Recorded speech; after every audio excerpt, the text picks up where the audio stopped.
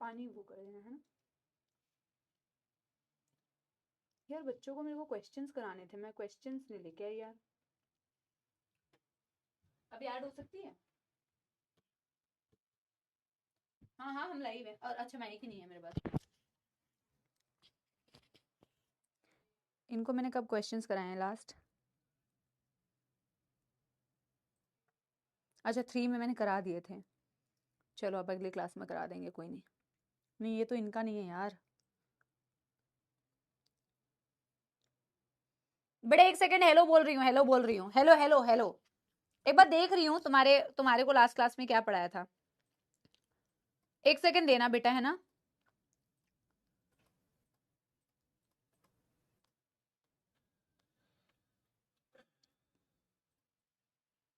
Arjuna NEET.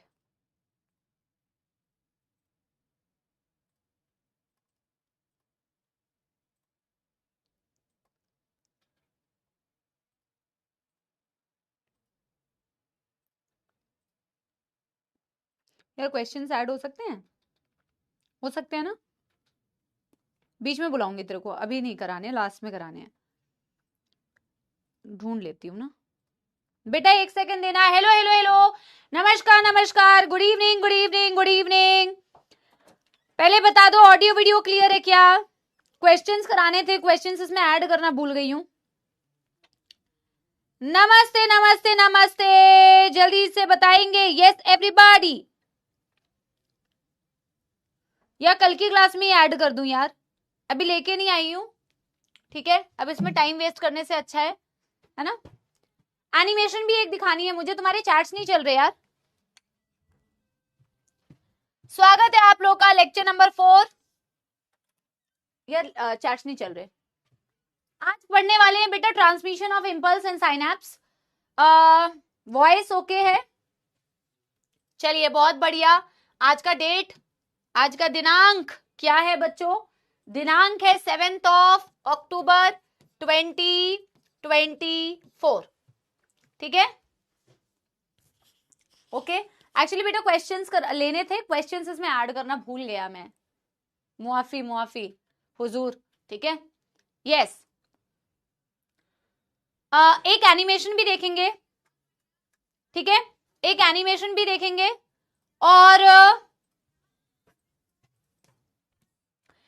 आज transmission of impulse and synapse को complete करेंगे। हमने लास्ट क्लास में कोई एनिमेशन देखा था, यस या नो में आंसर देना, ठीक है ना। फिर स्टार्ट करेंगे। दुर्गा पूजो सबाइके, दुर्गा पूजोर अनेक अनेक शुभेच्छा, ठीक বলেছি?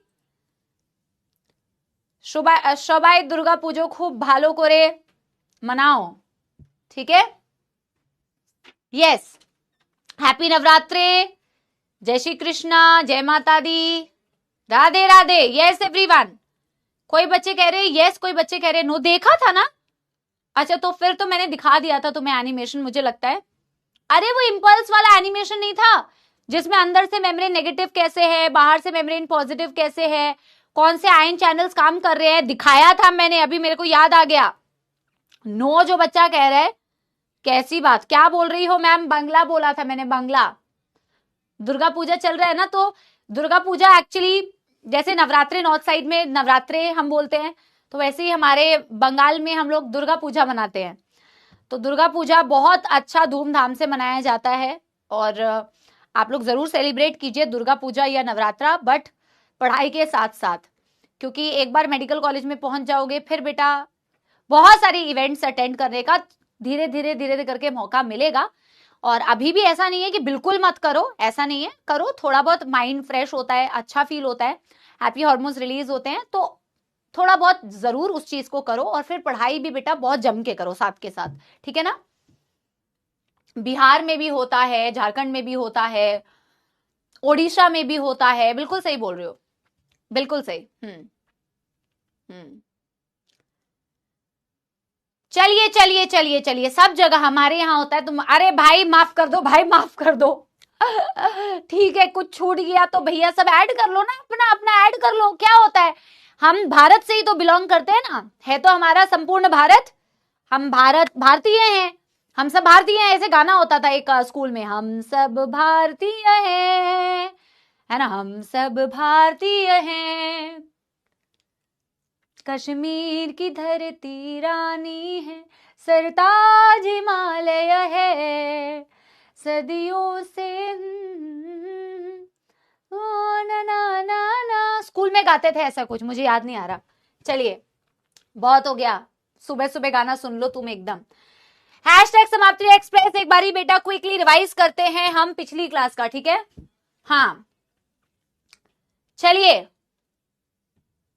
बस बस बस, अब बेटा फुल अटेंशन, फुल अटेंशन। आज हमें पढ़ना है इंपल्स ट्रांसमिशन और साइनेप्सिस के बारे में पढ़ना है, फिर हमारा ब्रेन वाला टॉपिक स्टार्ट हो जाएगा, मतलब ऑलमोस्ट चैप्टर के एंड पर आ जाएंगे हम बेटा हमने लास्ट क्लास में पढ़ा था कंडक्शन। कंडक्शन का मतलब क्या था बेटा, एक न्यूरॉन में एंड तक इंफॉर्मेशन कैसे जाती है, एक न्यूरॉन में एंड तक इंफॉर्मेशन बेटा कैसे जाती है। अरे तुम्हारी सुबह सुबह तो अभी होती है, तुम्हारी सुबह सुबह अभी तो है, जब सुबह मिले हो फर्स्ट क्लास मेरे से मिले हो ना, तो सुबह सुबह है, ये सुबह सुबह है।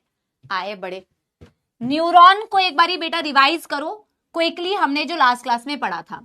स्टिमुलस आता है, स्टिमुलस के अवेलेबिलिटी पे क्या होता है, डेंड्राइट्स के जो चैनल्स होते हैं, लिगैंड चैनल्स, वो खुल जाते हैं, सोडियम की एंट्री हो जाती है, सोडियम मूव करके नियरेस्ट साइट पर जाता है, यहां एक्सॉन पर -70 को पहले -55 करता है, इसका मतलब था थ्रेशहोल्ड वैल्यू ऑफ स्टिमुलस बेटा जनरेट हो चुकी है, थ्रेशहोल्ड स्टिमुलस, ठीक है, थ्रेशहोल्ड स्टिमुलस जनरेट हो चुकी है।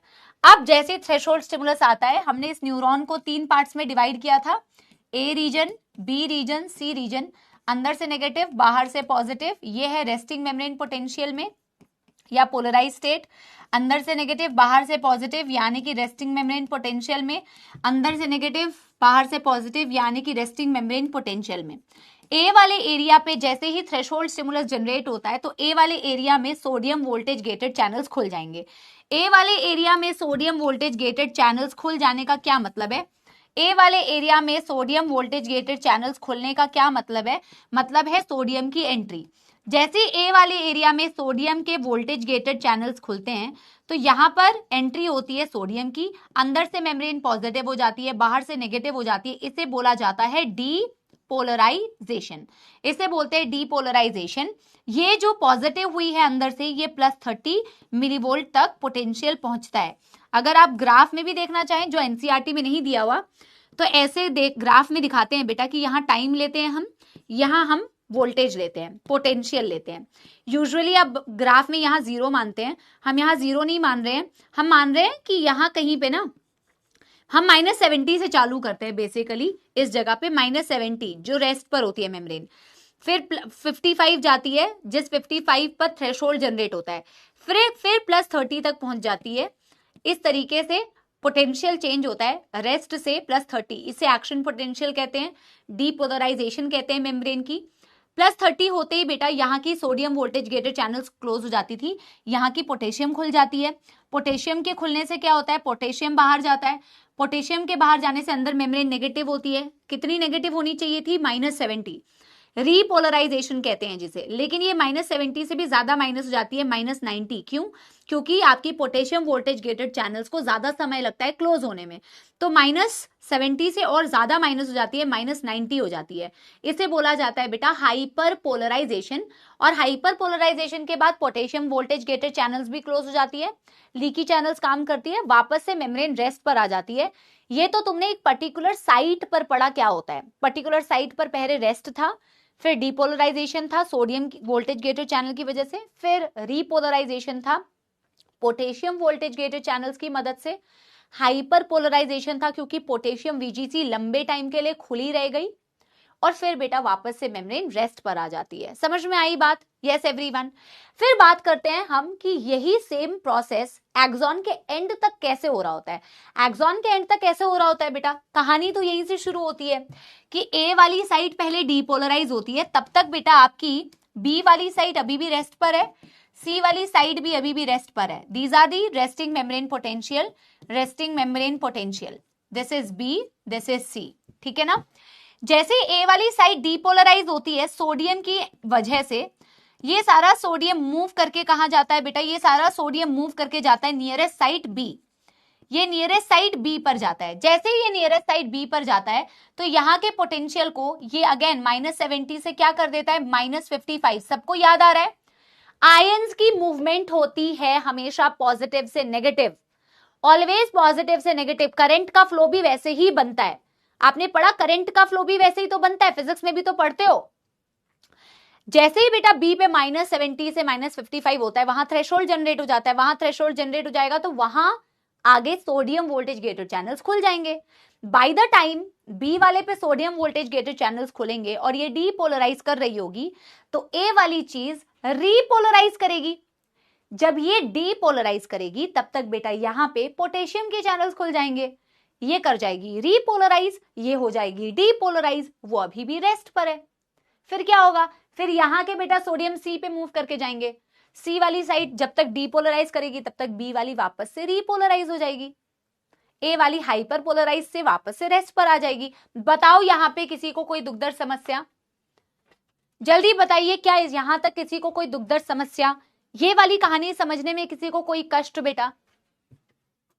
अब तो बेटा कई बार रिपीट हो चुका है, अब अगर आपने स्वयं खुद से मेहनत नहीं की है फिर तो बेटा आपकी मैं भी मदद नहीं कर पाऊंगी, क्योंकि मैंने आपको बहुत बार धीरे धीरे 3 क्लासेस में हमने सिर्फ यही चीज को बेटा आराम आराम से पढ़ा। ठीक है, कोई दिक्कत नहीं है ना। हमने 2 चीजें पढ़ ली, एक ही न्यूरॉन के अंदर इनिशिएट हुआ कैसे था इंफॉर्मेशन, ठीक है, दूसरा बेटा एक न्यूरॉन के अंदर एक्सॉन के एंड तक इंफॉर्मेशन कैसे गई, और आज हम पढ़ेंगे एक न्यूरॉन से आगे इंफॉर्मेशन कैसे जाती है। और मैं बिल्कुल गलत नहीं होगा अगर मैं ये कहूं कि ये टॉपिक तुम आधा ऑलरेडी पढ़ चुके हो लोकोमोशन एंड मूवमेंट पे। याद आ रहा है बेटा, लोकोमोशन एंड मूवमेंट में आपने एक टॉपिक पढ़ा था जहां मैंने कहा था बेटा मैं तुम्हें यहीं पे अच्छे से बता देती हूं क्योंकि ये सेम चीज तुम्हें आगे न्यूरल में पढ़नी है। कहां बताया था मैंने, जहां मैंने आपको 1 मोटर यूनिट पढ़ाया था और ये पढ़ाया था कि मसल कॉन्ट्रैक्शन इनिशिएट कैसे होता है, एक मोटर न्यूरॉन कैसे एक मसल के पास जब इंफॉर्मेशन लेके जाती है तो वहां इंफॉर्मेशन लेके जाने के बाद कैसे उस मसल्स में एक्साइटमेंट क्रिएट करती है, और वैसा सा टॉपिक आज हम पढ़ने वाले हैं। तो आधा टॉपिक आपको, मोर देन आधा आपको ऑलरेडी पता है, उसी चीज को वापस से ब्रश अप करना है। तो can we guys start? Yes everybody, all my सपोलास, जल्दी बताइए, क्या आप लोग एक्साइटेड होते हैं हर क्लास के लिए कि आज कुछ नया पढ़ेंगे, या फिर वही अरे यार क्लास अटेंड करनी पड़ रही है, मौत आ रही है, ये तो पढ़ चुके हो। अगर ये मौत आने वाली सिचुएशन है ना बेटा तो ये बड़ी गड़बड़ सिचुएशन है, गलत चीज में आ गए हो फिर तुम लोग। एक्साइटमेंट होनी चाहिए हर दिन, ठीक है, या तो टॉपिक की एक्साइटमेंट हो, या तो कुछ नए सीखने की एक्साइटमेंट हो, या आज मैम कैसे नई चीज बताएंगी उसकी एक्साइटमेंट हो, होनी चाहिए थोड़ी सी ना, ये वाली फीलिंग आनी चाहिए हर दिन पढ़ने से पहले। मौत नहीं आनी चाहिए, मौत तो तभी आएगी जब बेटा आप होती है, झूठ तो नहीं बोल रहे हो? हाँ, एनसीईआरटी की रीडिंग कर तो चुके थे, किया तो था। अच्छा एक बात बताओ, एक माइलिनेटेड न्यूरॉन में यही चीज क्या हो रही थी, nodes of Ranvier nodes of Ranvier nodes of Ranvier के बीच जंपिंग कंडक्शन हो रही थी कि नहीं? एक अनमाइलिनेटेड न्यूरॉन में अपन चल रहे थे क्योंकि हमें हर जगह की पोटेंशियल को चेंज करना था, स्लो कंडक्शन। बट एक माइलिनेटेड न्यूरॉन में क्या हो रहा था, नोड्स ऑफ रैनवियर है भाई, क्लास में जंप करके भी दिखाना पड़ रहा है, फास्टर कंडक्शन। हाँ, पूरा नहीं हुआ था क्या? अच्छा चलो, तुम तो ठहरे सपोला आर्मी, अरे पूरा एनसीईआरटी रीड तुम खुद थोड़ी करोगे, तुम तो हो कहीं के महाराज, बहुत ज्यादा बिजी रहते हो, इसीलिए क्लास में मैम से एक एक वर्ड रीड करवाते हो। चलिए कर लेते हैं। नहीं पढ़ा है, पूरा पढ़ा दो, 2 मिनट 4 लाइन पढ़नी है, उसमें एकदम नाटक करने लगते हैं। नाटक देख लो इन लोगों का, बस यहीं पे है, देखती हूँ मैंने कहां तक पढ़ा है। मैं भी बेटा वहीं से शुरू करूंगी जहां पे छोड़ा है, एक वर्ड नहीं बताऊंगी तुम्हें, रुको तुम, बताती हूँ, अभी मैं बताती हूँ। थोड़ा सा मैंने कहा था पढ़ के आना, चलिए पढ़ाती हूँ। देखो एट साइड से पढ़ाऊंगी मैं, होमवर्क दिया था तुम्हें वैसे मैंने, हाँ होमवर्क था, होमवर्क तो बेटा बच्चों के लिए एग्जिस्ट ही नहीं करता ना, आधे लोग डमी में पढ़ के ना होमवर्क भूल चुके हैं कि होमवर्क नाम की भी कोई चीज होती है।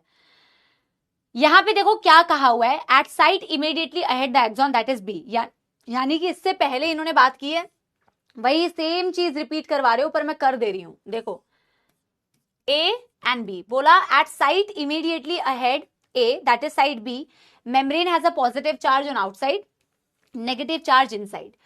यहां पे अभी भी negative inside and positive charge outside, यानी ये अभी भी रेस्ट पर है, जबकि ए वाली साइड के पोटेंशियल चेंज हो चुके हैं क्योंकि ये डीपोलराइज हो चुकी है।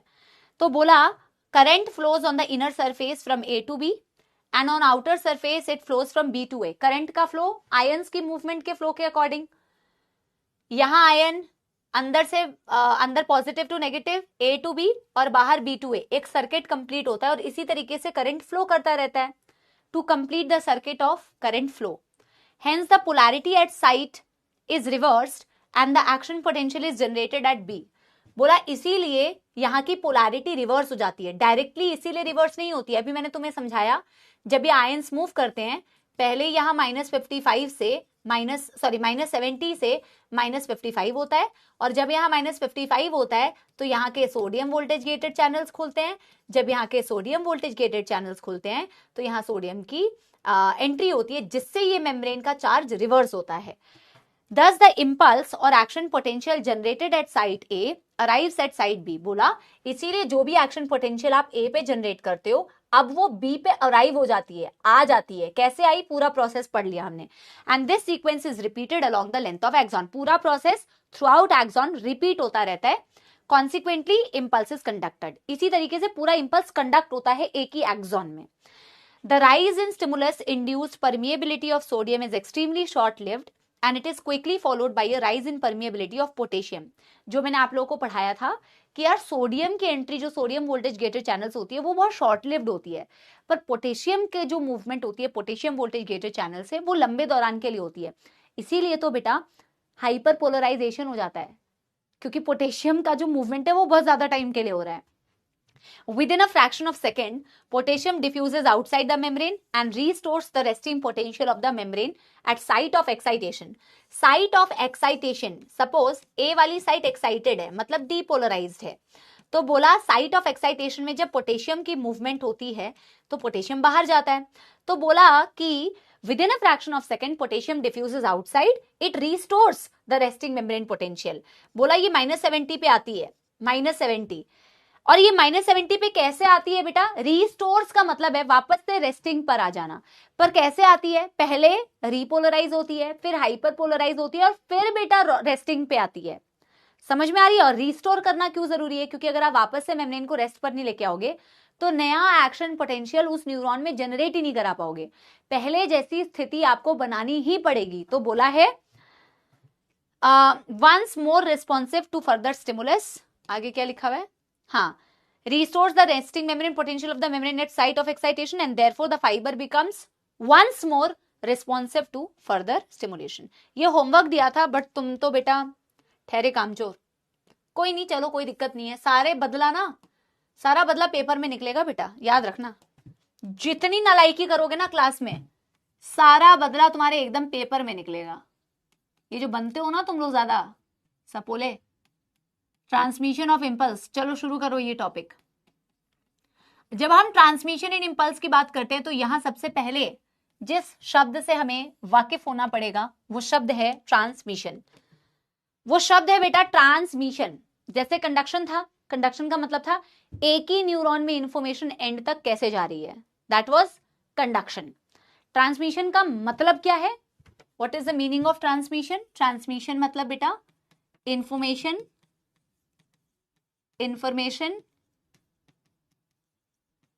from one neuron to, अब बेटा टू तो बहुत सारी चीजों पे इंफॉर्मेशन जा सकती है ना। इंफॉर्मेशन किसी दूसरे न्यूरॉन को मिल सकती है, इंफॉर्मेशन किसी मसल को मिल सकती है, इंफॉर्मेशन किसी ग्लैंड को मिल सकती है, मानते हो कि नहीं? एक न्यूरॉन से किसी भी दूसरे किसी भी चीज को इंफॉर्मेशन मिलना, दैट इज कॉल्ड एज बेटा, that is called as myelinated. पढ़ा तो दिया ना बेटा, जंपिंग। माइलिनेटेड लिखा नहीं है क्या आप लोगों ने? देख लेती हूं, कोई नहीं, एक सेकेंड। पहले एक काम करते हैं, ट्रांसमिशन की डेफिनेशन लिख लो माइलिनेटेड का, इसके बाद अब क्योंकि लिख लिया ना बेटा, माइलिनेटेड न्यूरॉन में कुछ करना नहीं है, बस जंपिंग कंडक्शन लिखनी है, बस आपको लिखना है जंपिंग या सॉल्टेटरी कंडक्शन। और एनसीईआरटी में देख भी पा रहे हो, एनसीईआरटी ने यहाँ पे दिया नहीं है, बट हम लिखेंगे, कोई दिक्कत नहीं है। वो 3-4 लाइन है जो आपने बेटा अनमाइलिनेटेड के लिए किया है ना, सेम चीज है, बस नोट्स ऑफ रैनवियर से नोट्स ऑफ रैनवियर में होता है, क्योंकि वहां फ्री कंडक्शन बाकी जगह पे नहीं होती। ये मैं लिखवा दूंगी, पहले इसकी डेफिनेशन लिख लो, क्योंकि अब ये स्टार्ट कर दिया तो पहले ये लिख लो, कोई लोड नहीं है, बीच में ऐड कर लेना, नोट डाल के लिख लेंगे, 2-4 लाइन का काम है, ज्यादा कोई लोड वाली बात नहीं है, ठीक है। ट्रांसमिशन का मतलब क्या है, इंफॉर्मेशन एक न्यूरॉन से पास हो रही है, पास होना मतलब ट्रांसमिट कर रहे हो। अब एक इंफॉर्मेशन को तुम दूसरे न्यूरॉन पे भी दे सकते हो, एक इंफॉर्मेशन को तुम ग्लैंड को भी दे सकते हो, एक इंफॉर्मेशन को तुम मसल के पास भी दे सकते हो।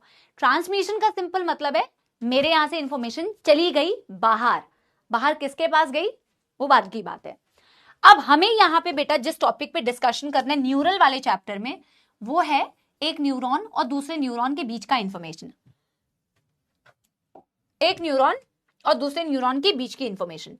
तो यहां पे बेटा जो बात बनती है वो होती है साइनेप्सिस की। अगेन ये बेटा एक ऐसा टॉपिक है जो हमने बचपन में पढ़ा था, है ना, और तुम तो बचपन से ही बहुत तेज हो, शार्प हो, साइनेप्स शब्द तो तुमने सुना ही होगा बेटा। एक न्यूरॉन और दूसरे न्यूरॉन के बीच का जंक्शन, एक न्यूरॉन और दूसरे न्यूरॉन के बीच का जंक्शन जो होता है वो कहलाता है साइनेप्स। जैसे आपने मसल्स में पढ़ा, एक न्यूरॉन और मसल फाइबर्स के बीच का जंक्शन होता है neuromuscular junction, NMJ, motor end plate. पढ़ा था कि नहीं या भूल गए? एक न्यूरॉन और एक मसल के बीच का जो जंक्शन होता है motor end plate, NMJ, neuromuscular junction. वैसे एक न्यूरॉन और न्यूरॉन के बीच का जंक्शन साइनेप्स, ठीक है ना। क्या लिखेंगे,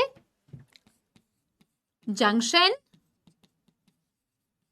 बिटवीन टू न्यूरॉन्स। और इसके भी बेटा कई शब्दों से आप ऑलरेडी वो होंगे, अवेयर होंगे, कुछ टर्म्स से आप ऑलरेडी अवेयर होंगे। अभी देखो मैं बना रही हूं बेटा, एक बात बताओ, अच्छा पहले तो मैं एक छोटू सा डायग्राम बना रही हूं और फिर उसका मैं जूम डायग्राम बनाऊंगी, है ना। यार देखो एक ऐसी न्यूरॉन है फॉर एग्जाम्पल, आप चाहो तो दोनों बना लेना, एक तो मैं साइड में छोटू सा बना रही हूं और फिर हम एक बड़ा डायग्राम बनाएंगे। देखो एक न्यूरॉन है बेटा ऐसे, एक चीज ये डायग्राम को फोकस करना, एक न्यूरॉन है ऐसे, ये न्यूरॉन की बेटा एक्सॉन, ये डेंड्राइट्स, और ये न्यूरॉन का एक्सॉन टर्मिनल ऐसा ही दिखेगा। और ये एक्सॉन टर्मिनल क्या करेगा बेटा, जंक्शन बनाएगा किसी और न्यूरॉन के साथ, ऐसे समझ सकते हैं।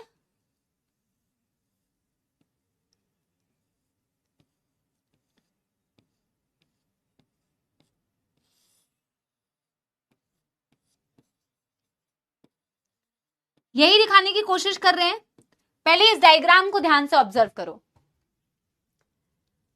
पहले इस डायग्राम को बेटा ध्यान से एक बारी देखो, एक न्यूरॉन दूसरा न्यूरॉन, इन दोनों के बीच ट्रांसमिशन होना है। तो मैं क्या कर रही हूं ना बेटा, सिर्फ इस पार्ट को जूम करके बना के बताऊंगी अभी, दिस पार्ट, एक न्यूरॉन और दूसरे न्यूरॉन के बीच का ये जो जंक्शन है ना, ये बना के अभी आपको बताऊंगी मैं, ठीक है ना। एक न्यूरॉन से एक्सॉन टर्मिनल से इंफॉर्मेशन जाती है, ये साइनेप्टिक एंड पर जाती है और यहीं से न्यूरोट्रांसमीटर रिलीज होते हैं, और फिर वो बेटा कैसे कम्युनिकेट करते हैं, और क्या कुछ कुछ आपने पढ़ा भी हुआ है मसल वाले टॉपिक में, आपने वहां मसल के साथ जंक्शन बनाया था, यहां आपको एक न्यूरॉन और दूसरे न्यूरॉन के बीच का जंक्शन बनाना है। बस यही डिफरेंस है कि वहां न्यूरॉन और मसल के बीच में बनाया था, यहां न्यूरॉन और न्यूरॉन के बीच में बना रहे हो। तो मैं इसी चीज को अगर जूम करके बनाऊं तो ये कुछ ऐसा बनता है बेटा, देखना, ये एक न्यूरॉन का साइनेप्टिक एंड मैंने बना दिया। अब डेंड्राइट को मैं कैसे दिखा रही हूं, डेंड्राइट की मेम्ब्रेन को ना ऐसे दिखा दे रही हूं, ऐसे समझो कि ना ये डेंड्राइट है, ये डेंड्राइट है, अति सुंदर, क्या समझे, ये साइनेप्टिक वेसिकल्स हैं और ये न्यूरो ट्रांसमीटर्स हैं। एनी दुख दर्द समस्या, मेरे सपोलों को, मेरे प्यारे प्यारे जग से न्यारे। हाँ माधवी बेटा, यस बिल्कुल सही। 10वीं कक्षा की पढ़ाई भी बहुत जरूरी है, बेसिक्स की पढ़ाई बहुत जरूरी है।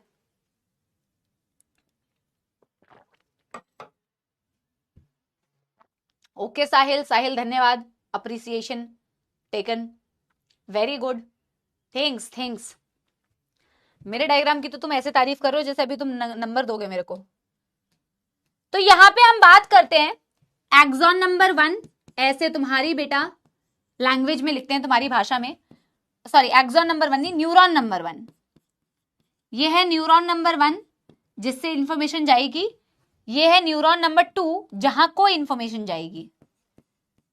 दिस इज न्यूरॉन नंबर 2 जहां इंफॉर्मेशन जाएगी, जहां से जाएगी नंबर 1, जहां को जाएगी नंबर 2। ठीक है, ये क्या है आपके synaptic vesicles. We have written this n number of times but still I'm going to write it for you. Yeah, this is synaptic vesicles and this is neurotransmitters.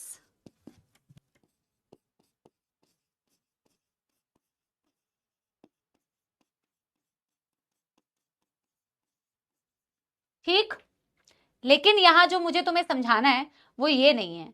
यहां जो मुझे तुम्हें समझाना है और मुझे बताना क्या ये सारे शब्द से आप इत्तेफाक रखते हैं कि नहीं, क्योंकि ये मैं आपको ऑलरेडी पढ़ा चुकी थी। न्यूरॉन नंबर 2 जो इंफॉर्मेशन को रिसीव करने वाला है, उसकी जो मेम्ब्रेन इंफॉर्मेशन को रिसीव करेगी, क्या इसे हम पोस्ट साइनेप्टिक मेम्ब्रेन कह सकते हैं?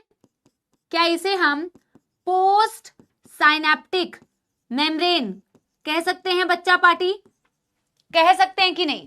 पोस्ट साइनेप्टिक मेम्ब्रेन कह सकते हैं। अरे न्यूरोट्रांसमीटर सिर्फ एसिटाइलकोलिन थोड़ी होता है जिंदगी में। न्यूरोट्रांसमीटर बहुत सारे टाइप के होते हैं, एपिनेफ्रिन, नॉरएपिनेफ्रिन, एसिटाइलकोलिन, गाबा, डोपामिन, सेरोटोनिन, ग्लाइसिन, बहुत सारे भरे पड़े हैं भाई। ठीक है ना। पोस्ट साइनेप्टिक मेम्ब्रेन, इन दोनों के बीच में गैप है एक, इस गैप को क्या बोलते हैं? Synaptic cleft. क्या इस टर्म से भी आप अवेयर हैं? इस गैप को बोला जाता है जो इन दोनों न्यूरॉन नंबर 1 न्यूरॉन नंबर 2 के पास है, और जिस मेम्ब्रेन से एक्चुअल में न्यूरोट्रांसमीटर रिलीज होने वाली है, इसे बोलते हैं प्री साइनेप्टिक मेम्ब्रेन। इसे बोलते हैं प्री साइनेप्टिक मेम्ब्रेन। मेम्ब्रेन, ये हो गया आपका साइनेप्स। हाँ या ना? हाँ या ना एवरीबॉडी? क्या ये सारी चीजें हम ऑलरेडी भी थोड़ी थोड़ी लिख चुके हैं? Pre synaptic membrane, post synaptic membrane and synaptic cleft, ये 3 कंपोनेंट्स होते हैं किसी भी साइनेप्स के। जल्दी बताइए। ठीक है, अब बेटा आप देखोगे कैसे जब इंफॉर्मेशन इस न्यूरॉन से ट्रैवल करके कंडक्ट होके एंड तक आती है, तो यहां से कैसे ये केमिकल रिलीज होते हैं। ऑलमोस्ट वही प्रोसेस है जो आप लोकोमोशन में पढ़ चुके हो, वो भी निकाल लोगे ना तो सेम टू सेम लगेगा। कैसे यहां से इंफॉर्मेशन इस न्यूरॉन पे जाती है, सारी चीजें अभी हम पढ़ने वाले हैं। फिलहाल मैंने आपको साइनेप्स के बारे में बताया कि साइनेप्स में 2 न्यूरॉन के बीच का जंक्शन बनता है, एक पोस्ट साइनेप्टिक मेम्ब्रेन होती है, एक साइनेप्टिक क्लेफ्ट होता है, और एक होता है प्री साइनेप्टिक मेम्ब्रेन। डन डनाडन डन कर लो और एक थम्स अप दे दो, एक थम्स अप दे दो। डन डनाडन डन कर लो, थम्स अप दे दो। And now I am going to tell you बच्चों, क्या I am going to tell you about, पहले एक नोट डाल के conduction across myelinated neuron, 2-4 points लिख लें, 2-4 पॉइंट्स लिख लेते हैं। नहीं अभी नहीं, अब पहले साइनेप्स में ना इलेक्ट्रिकल साइनेप्स, केमिकल साइनेप्सिस के डिफरेंस करते हैं, फिर मैं आपको वो बताऊंगी। ठीक है, let me see how I can tell you in between, ताकि ना कंटिन्यूटी ना टूटे। साइनेप्स समझ में आ गया ना। लेकिन हमारी बॉडी में 2 प्रकार के साइनेप्सिस होते हैं, एक होते हैं इलेक्ट्रिकल साइनेप्सिस, एक होते हैं केमिकल साइनेप्सिस। हमें जो चीज पढ़नी है डिटेल में वो केमिकल साइनेप्स है। हमने जो ड्राइंग बनाई है वो एक केमिकल साइनेप्स की ड्राइंग है, क्योंकि हमारी बॉडी में 95% 99% इनफैक्ट केमिकल साइनेप्सेस होते हैं। इलेक्ट्रिकल साइनेप्सेस रेयर, बहुत ही कम होते हैं। लेकिन एनसीईआरटी में इन दोनों के बीच का डिफरेंस दिया हुआ है। नीट में 2 से 3 बार सवाल आ चुका है difference between electrical and chemical synapses में। बोर्ड्स पॉइंट ऑफ व्यू मतलब सब्जेक्टिव पॉइंट ऑफ व्यू से भी इंपॉर्टेंट है, ठीक है। हेडिंग डालेंगे टाइप्स ऑफ साइनेप्सेस, एक टेबल के फॉर्म में लिखने वाले हैं। Types of synapses. So there are 2 type of synapses जिसके बारे में एनसीईआरटी डिस्कस करती है, हम भी वही डिस्कस करेंगे। हम एनसीईआरटी की इज्जत करते हैं, एनसीईआरटी के बाहर हम भी कुछ नहीं बताएंगे। जो एनसीईआरटी कहती है बस हम वही कहेंगे, शब्द उनके हैं, बोल हम रहे हैं बस, है ना, वही वाली बात है। चलिए, डब्बा बना लिया, डब्बे पे डब्बा, डब्बे पे केक, मेरे सपोले करोड़ों में एक, वाह वाह वाह वाह। चम्मच में चम्मच, चम्मच में जीरा, मेरे सपोले लाखों में हीरा, वाह वाह वाह। Rose is red, sky is blue, oh my सपोलाज, यू ऑल लव मी। चलिए, ज्यादा फन हो गया आप लोगों के साथ आज। क्या लिखते हैं बेटा? एक जगह लिखेंगे इलेक्ट्रिकल साइनेप्सेस, एक जगह लिखेंगे chemical synapses. We will write electrical. तुमने ये सारी चीजें नहीं की है, ये सारी चीजें कभी नहीं की है? वाह वाह वाह। लैंडस्केप करने की जरूरत नहीं है बेटा, नॉर्मल पोर्ट्रेट में करो। सारे बच्चे वाह वाह लिख रहे हैं, देखो। वही तो मैं बोलती हूँ, जो लोग डमी स्कूल में पढ़ते हैं वो लोग स्कूल का देखो। मैं किसी को ये नहीं बोल रही हूँ कि रेगुलर स्कूल जाओ, नहीं यार, जैसा आप मैनेज कर पा रहे हो वही चीज आप करो, मेरे बोलने से मत जाओ। बट स्कूल जाते हैं तो बड़ी मेमोरीज बनती है स्कूल वाली यार। ये तो बहुत बचपन वाली मेमोरीज मैं बता रही हूँ, छोटे में करते थे भाई, है ना। तो स्कूल की बात ही अलग होती है, स्कूल की मेमोरीज जो होती है वो अलग ही होती हैं। नॉट डन येट तो फटाफट से हाथ चलाना पड़ेगा फिर बेटा।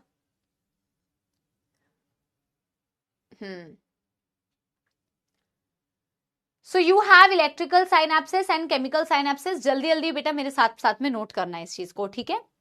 पहले मैं आपको बता देती हूं, electrical synapses are rare.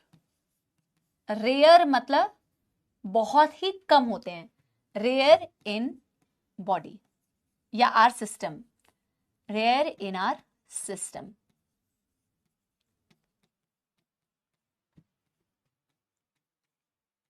Mostly these are present. Mostly these are present. ठीक है, समझ गए? जब आप इलेक्ट्रिकल साइनेप्सेस की बात करते हो, how it is different from chemical synapse, अब समझना, अब समझना बेटा।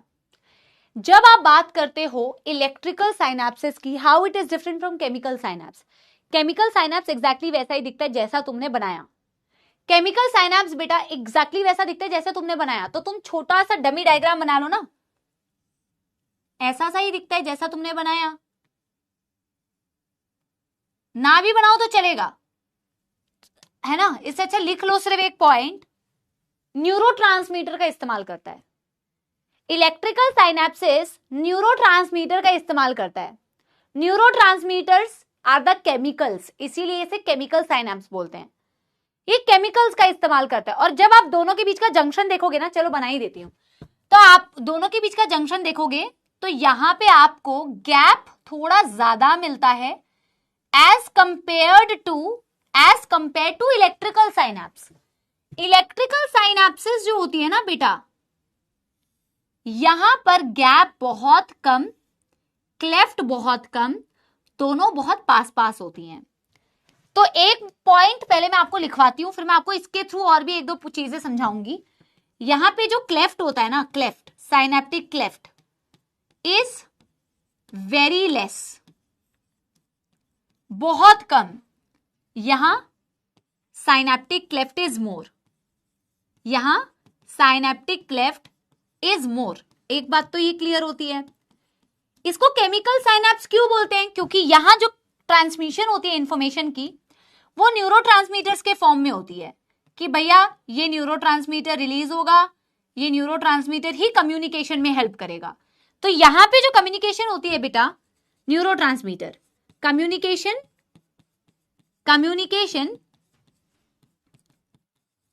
यूजिंग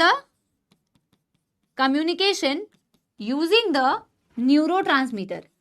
लेकिन यहां पे ऐसा बिल्कुल भी नहीं होता।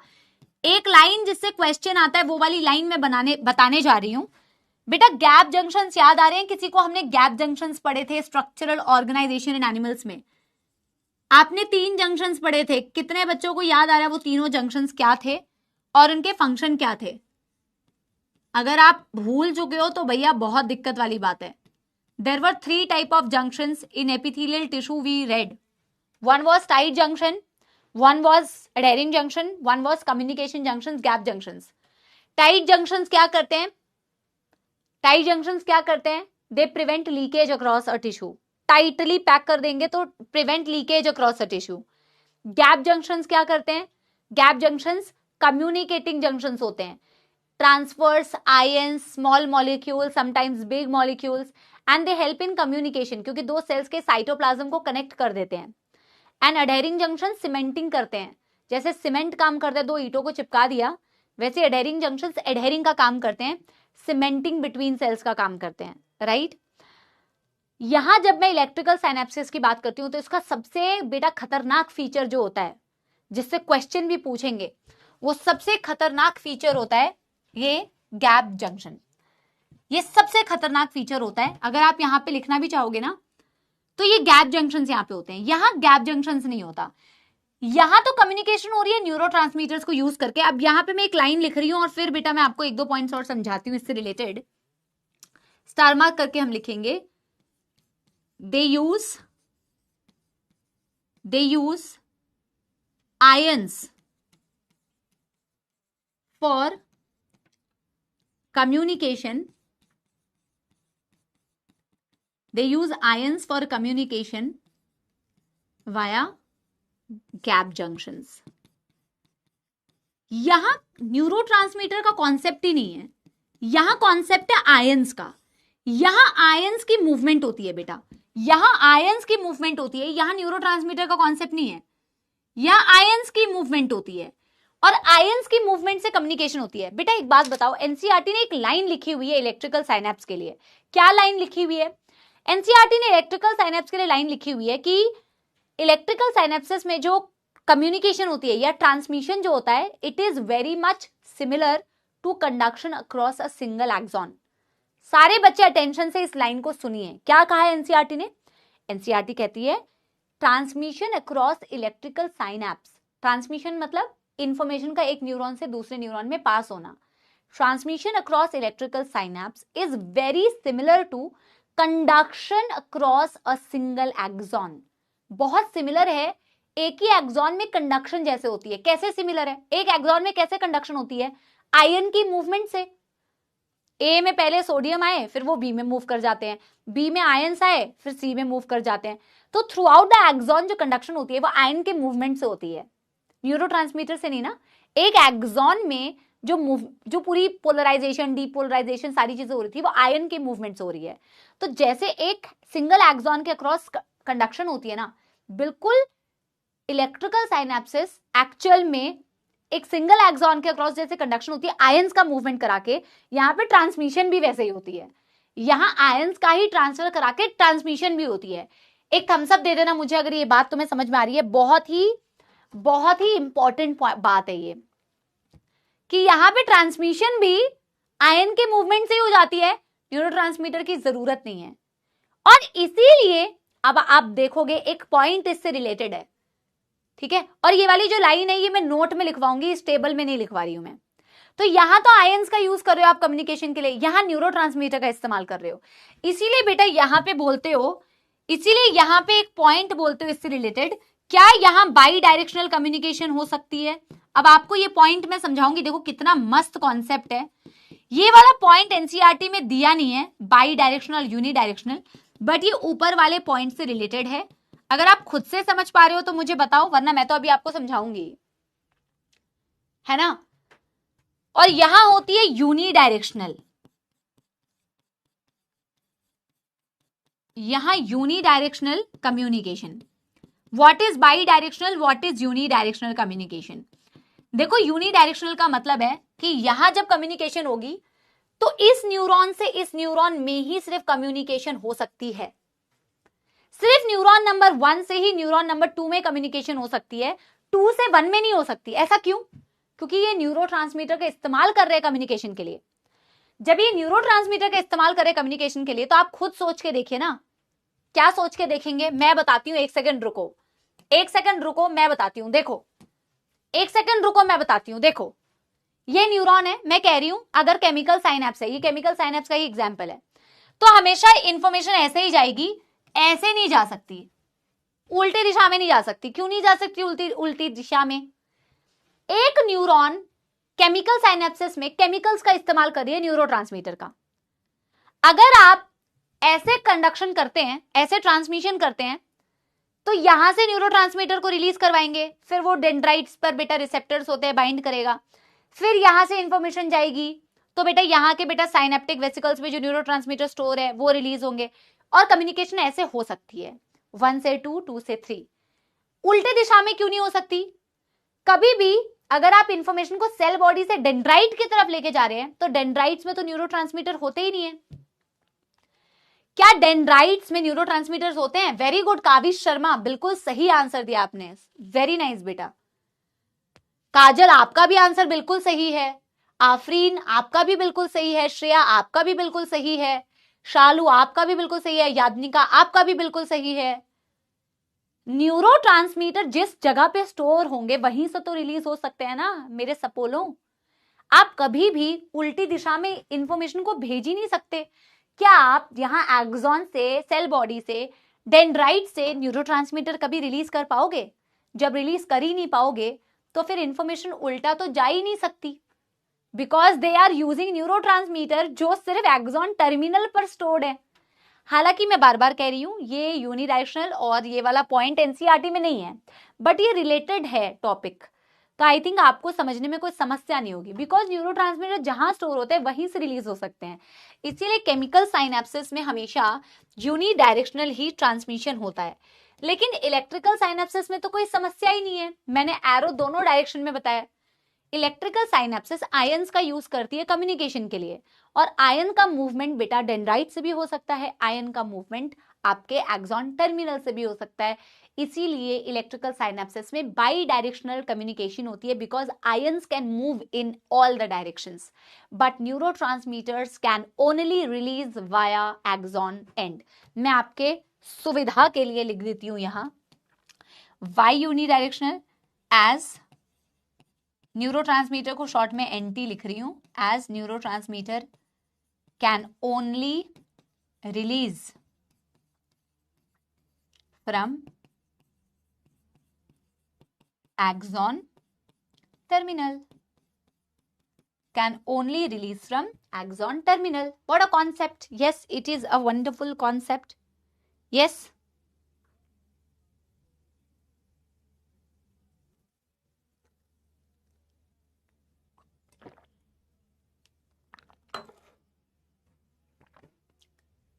हिमांशु वो वाला पॉइंट भी मैं बता रही हूं। अब बेटा देखो यार, यहां ये इतने पास होते हैं यार, क्लेफ्ट इज सो लेस, सो इनकी नजदीकियां बहुत ज्यादा है, इनमें नजदीकियां कम है। समझ रहे हो ना?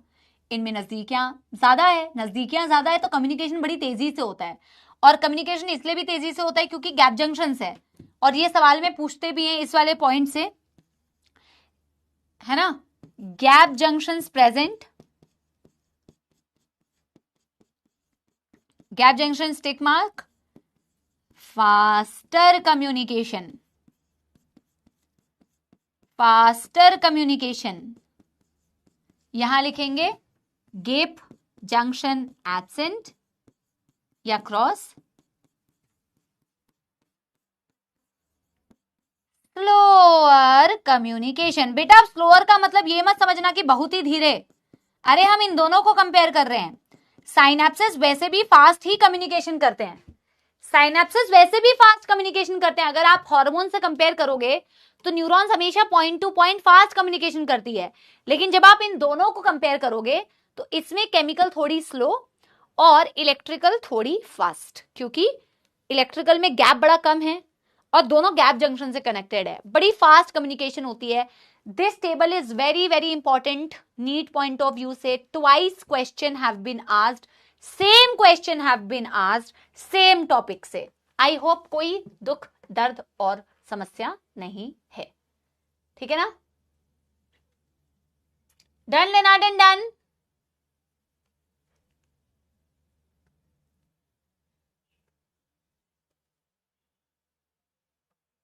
चलो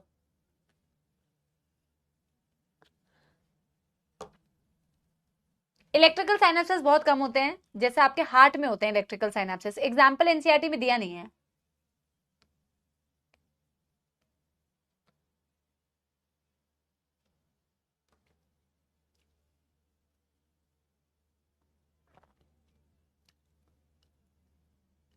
ठीक है, एग्जाम्पल अलग से केमिकल साइनेप्सिस तो बेटा बहुत सारी जगह पे केमिकल साइनेप्सिस है। अब कितना लिखोगे तुम? इलेक्ट्रिकल साइनेप्सिस तुम्हारे जैसे हार्ट में प्रेजेंट होते हैं इलेक्ट्रिकल साइनेप्सिस, ठीक है? डन। हमें बेटा देखना है कंडक्शन अक्रॉस केमिकल साइनेप्स। हमें इलेक्ट्रिकल साइनेप्सिस डिस्कस भी नहीं करने हैं, हमें देखना है कंडक्शन नहीं, transmission across a chemical synapse, जो तुम ऑलरेडी पढ़ चुके हो, तो तुम्हारे लिए आसान होगा बहुत ज्यादा, ठीक है? फिर एनसीईआरटी की रीडिंग करेंगे और फिर हम वो माइलिनेटेड वाला कॉन्सेप्ट लिखेंगे, ठीक है? अब देखो हमें हेडिंग क्या डालनी है बेटा। मैं अगले पेज से स्टार्ट करूंगी, फ्रेश पेज से, क्योंकि डायग्राम बनाना है। तो हम लिखेंगे एक केमिकल साइनेप्स में कैसे ट्रांसमिशन होती है। Transmission across a chemical synapse, transmission across a chemical synapse, transmission across a chemical synapse, ठीक है?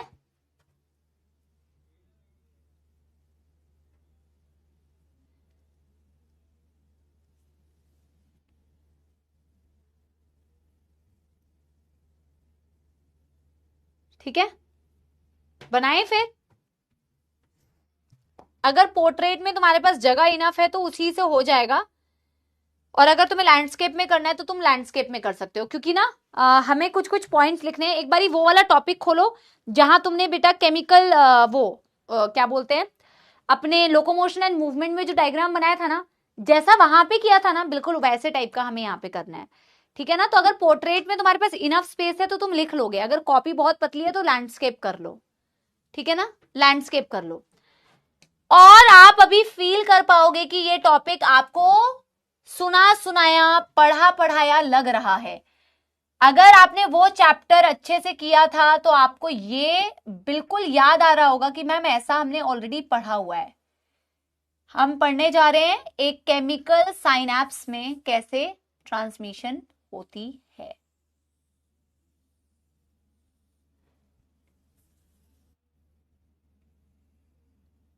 अरे भाई,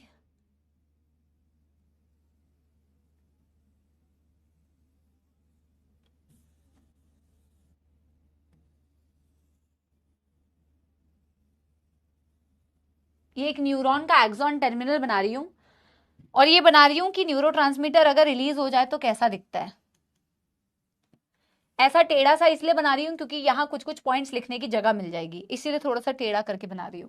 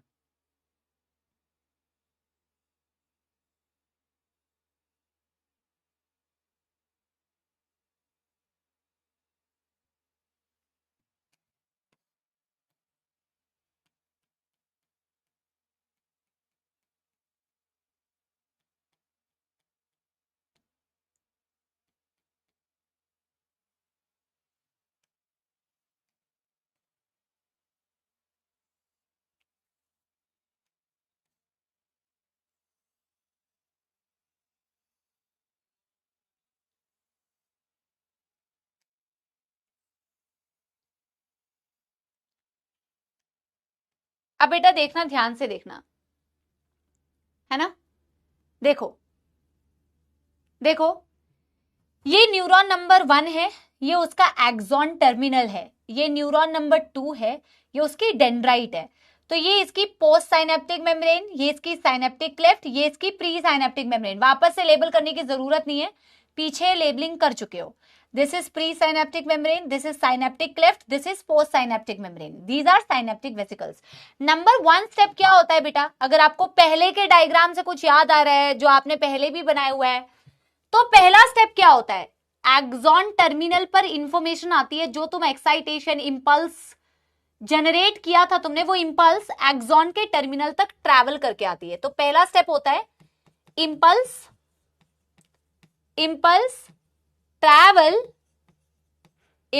ट्रैवल टिल एक्सॉन टर्मिनल। क्या यही होता है, impulse travel till axon terminal, axon terminal तक इंपल्स ट्रैवल करके आती है। सबसे पहले तो यही होगा ना, इंफॉर्मेशन एक्सॉन टर्मिनल तक आएगी। Very good, calcium channels open, शाबाश, वेरी गुड, मैक्सिमम बच्चे सही बता रहे हैं। इंफॉर्मेशन जैसे ही एक्सॉन टर्मिनल तक आती है तो आपके एक्सॉन टर्मिनल पर जो ये साइनेप्टिक नॉब्स हैं, इन पर होते हैं कैल्शियम के चैनल्स। तो आपके कैल्शियम चैनल्स की ओपनिंग होती है कि नहीं, यहां होते हैं कैल्शियम चैनल्स। अभी तक ये दरवाजे क्लोज्ड थे, अब ये दरवाजे खुल जाएंगे। अभी तक ये दरवाजे क्लोज्ड थे, अब ये दरवाजे खुल जाएंगे। These are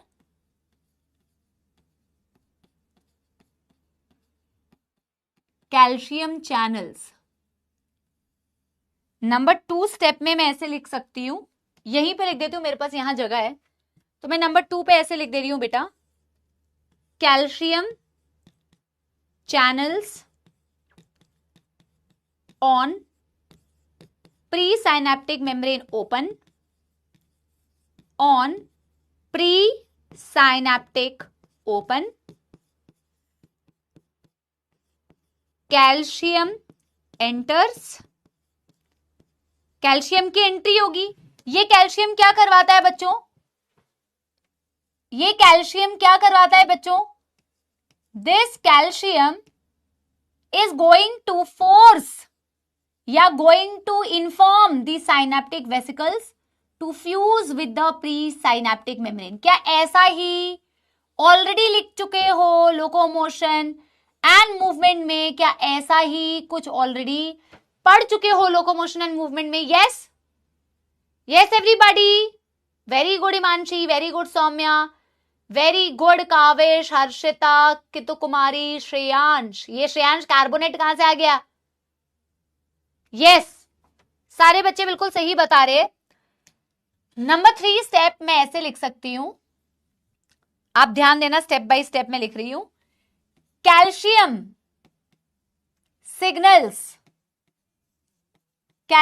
signals synaptic vesicles to fuse with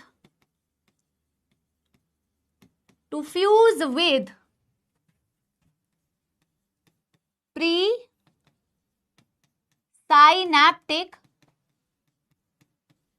membrane, to fuse with pre-synaptic membrane। और फिर क्या होता है, नंबर 4 एक्सोसाइटोसिस, सेल वॉमिटिंग होती है, एक्सोसाइटोसिस ऑफ न्यूरोट्रांसमीटर। बेटा अभी आपको तो मसल के केस में न्यूरोट्रांसमीटर पता है कि एसिटाइल कोलिन होता है, यहां पे तो अलग अलग टाइप के न्यूरोट्रांसमीटर्स हो सकते हैं बेटा। एक्साइटेटरी न्यूरोट्रांसमीटर हो सकते हैं, इनहिबिटरी न्यूरोट्रांसमीटर हो सकते हैं। आपके एनसीईआरटी में एग्जांपल्स नहीं दिए हुए बेटा, है ना। एक्साइटेटरी भी हो सकते हैं, इनहिबिटरी भी हो सकते हैं, बट ऐसा मेंशन किया हुआ है एक्साइटेटरी, इनहिबिटरी, तो मैं इनके बारे में थोड़ा सा आपको बताऊंगी।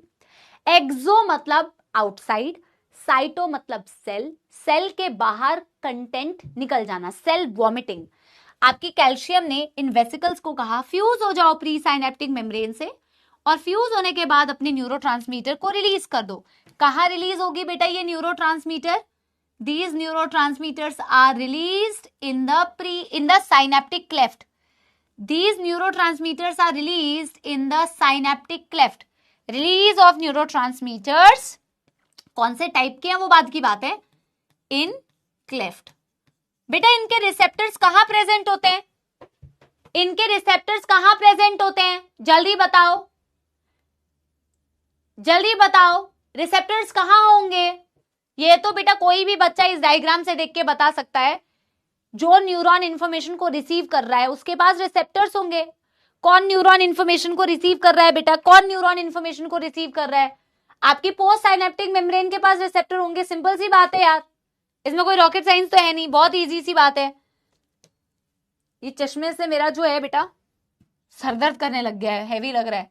थोड़ी देर चश्मा खोल के पढ़ाएंगे. अभी चश्मा खोल लो तो आंखें दर्द करेगी, इतनी लाइट होती है. चश्मा पहनो तो सर दर्द कर रहा है. हाँ यस बना दे. अब बेटा पता है ये रिसेप्टर्स एक्चुअली बहुत इंपॉर्टेंट है. एनसीईआरटी लाइक ऑलवेज डिटेल में नहीं दिया हुआ, लेकिन ये रिसेप्टर्स बहुत इंपॉर्टेंट होते हैं क्योंकि इन्हीं रिसेप्टर्स का जो टाइप होता है वो डिसाइड करता है कि उसके ऊपर कौन सा न्यूरोट्रांसमीटर बाइंड करेगा. पहले तो बेटा सवाल पूछा जाता है रिसेप्टर्स होते क्या हैं, तो मैं यहां लिख देती हूं रिसेप्टर्स फॉर न्यूरोट्रांसमीटर. और मैं अगले स्टेप में ये लिख दे रही हूं number 5, neurotransmitter bind to specific receptors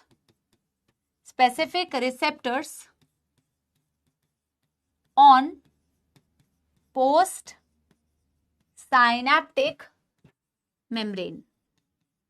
Receptors on post synaptic membrane. एक और पॉइंट लिख देती हूं, मैं आगे एक्सप्लेन करूंगी. नंबर 6, the new potential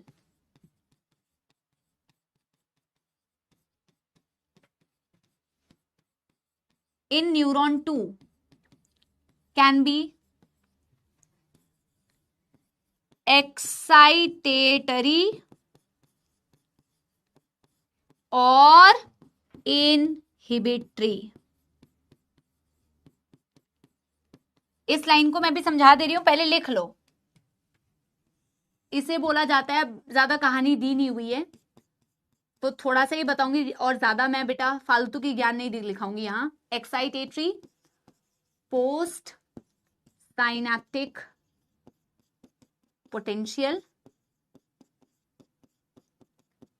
और यहां होता है inhibitory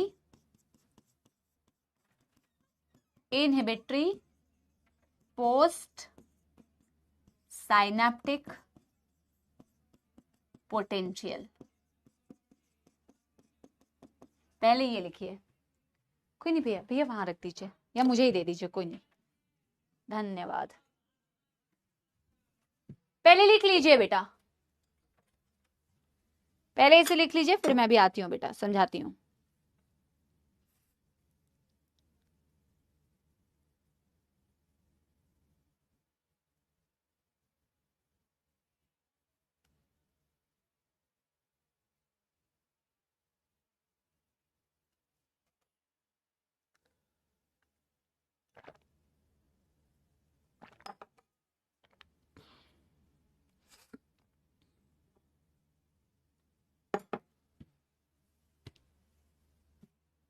done done done done everybody. अभी समझा रही हूँ. गुनगुना रही है भंवरे, खिल रही है कली कली.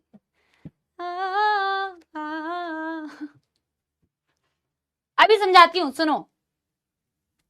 अरे सुनो सुनो सुनो, आधी कहानी तो तुम्हें ऑलरेडी पता है. होता क्या है, एक न्यूरॉन के अंदर न्यूरोट्रांसमीटर, ये न्यूरोट्रांसमीटर बेटा अगले न्यूरॉन में इंफॉर्मेशन को भेजने के काम में आ रहा है.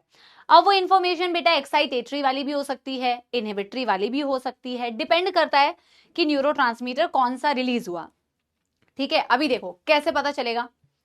एक न्यूरॉन है न्यूरॉन के अंदर जैसे ही एक्सॉन टर्मिनल पर इंपल्स ट्रैवल करके आती है, इसके प्री साइनेप्टिक मेम्ब्रेन पर क्या खुल जाएगा बेटा, इसके प्री साइनेप्टिक मेम्ब्रेन पर खुल जाते हैं आपके कैल्शियम चैनल्स। कैल्शियम चैनल्स खुलते हैं तो कैल्शियम की एंट्री होती है, कैल्शियम की एंट्री होती है तो कैल्शियम इस साइनेप्टिक वेसिकल को कहता है कि प्री साइनेप्टिक मेम्ब्रेन से फ्यूज हो जाओ। प्री साइनेप्टिक मेम्ब्रेन से फ्यूज हो जाता है तो एक्सोसाइटोसिस हो जाती है। एक्सोसाइटोसिस हो जाती है तो न्यूरोट्रांसमीटर रिलीज हो जाते हैं, और ये न्यूरोट्रांसमीटर दो प्रकार के होते हैं बेटा जी। एक होते हैं एक्साइटेटरी न्यूरोट्रांसमीटर और एक होते हैं इनहिबिटरी न्यूरोट्रांसमीटर। आपके एनसीईआरटी में एग्जांपल्स नहीं दिए हुए बहुत ज्यादा, मैं एक एक एग्जांपल बता दूंगी।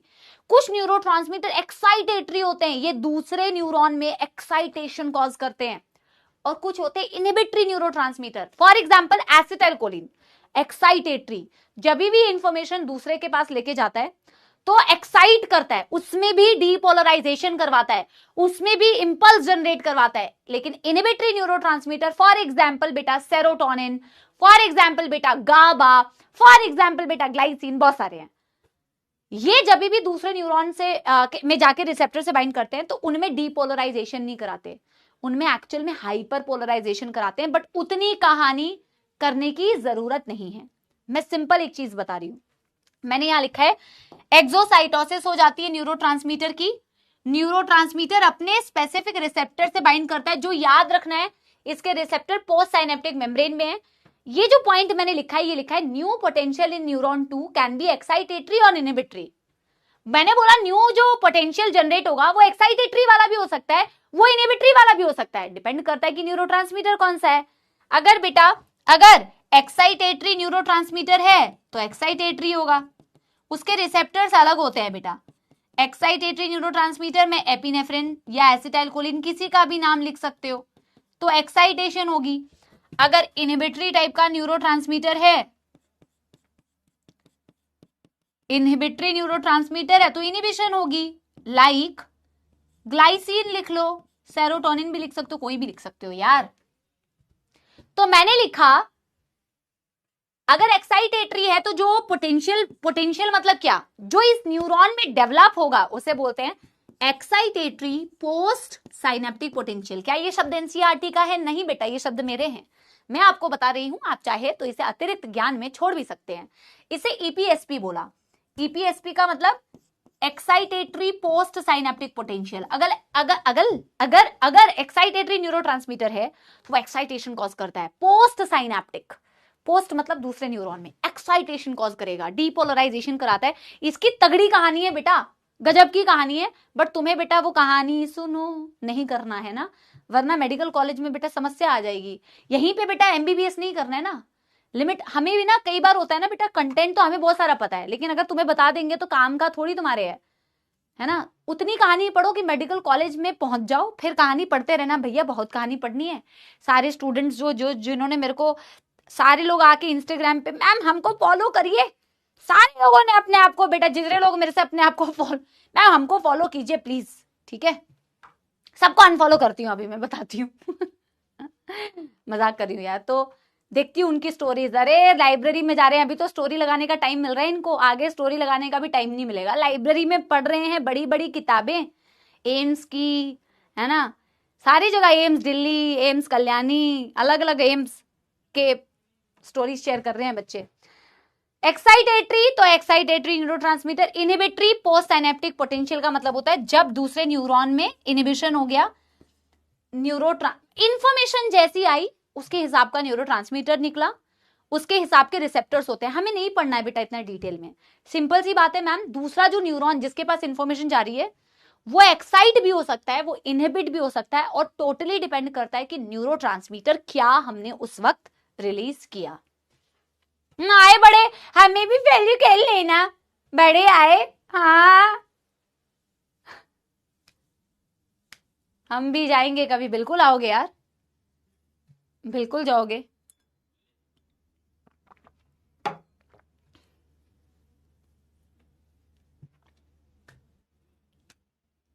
यस, अरे तुम आओ, मिलो कभी। सब लोगों ने ना एकदम सोशल मीडिया की वो लगा ली है ना, उसी में वो हम बह जाते हैं ना, सारे लोग? AIIMS Kalyani is just 45 minutes away from my home. Imagine if you get AIIMS Kalyani. Who जो बच्चे ने नाम दिया देबाशी, क्या कोई नाम था, अब छूट गया. अगर ऐसा कॉलेज मिल जाए तो भैया जिंदगी कैसी मस्त हो जाएगी. हाँ, वैसे हॉस्टल के भी अपने मजे होते हैं बेटा. हॉस्टल में रह के जो चीजें आप सीखते हो, जो चीजें आप जो एक्सपोजर आपको मिलता है, दैट इज ऑल्सो डिफरेंट. घर पे रहने के अपने मजे हैं, हॉस्टल में रहने के अपने मजे हैं, सबके अपने अपने मजे हैं. पर बेटा सबसे मजे तभी आएंगे जब कॉलेज मिलेगा ना. फिर हॉस्टल के सपने देखना. कॉलेज तो है नहीं कुछ, हॉस्टल में पढ़ेंगे. पहले कॉलेज तो पकड़ो अपना, हॉस्टल ही पहुंच जाओ पहले. Done done done. चलिए जी, अब हम बेटा पहले इसकी एनसीईआरटी की रीडिंग करेंगे. हाय राम, इसका पहला पन्ना कहाँ गया? ये रहा. पहले यहां तक की एनसीईआरटी की रीडिंग, फिर मैं आपको साइनैप्स वाला वो माइलिनेटेड न्यूरॉन वाला पढ़ाऊंगी. ठीक है, उसके बाद चलिए.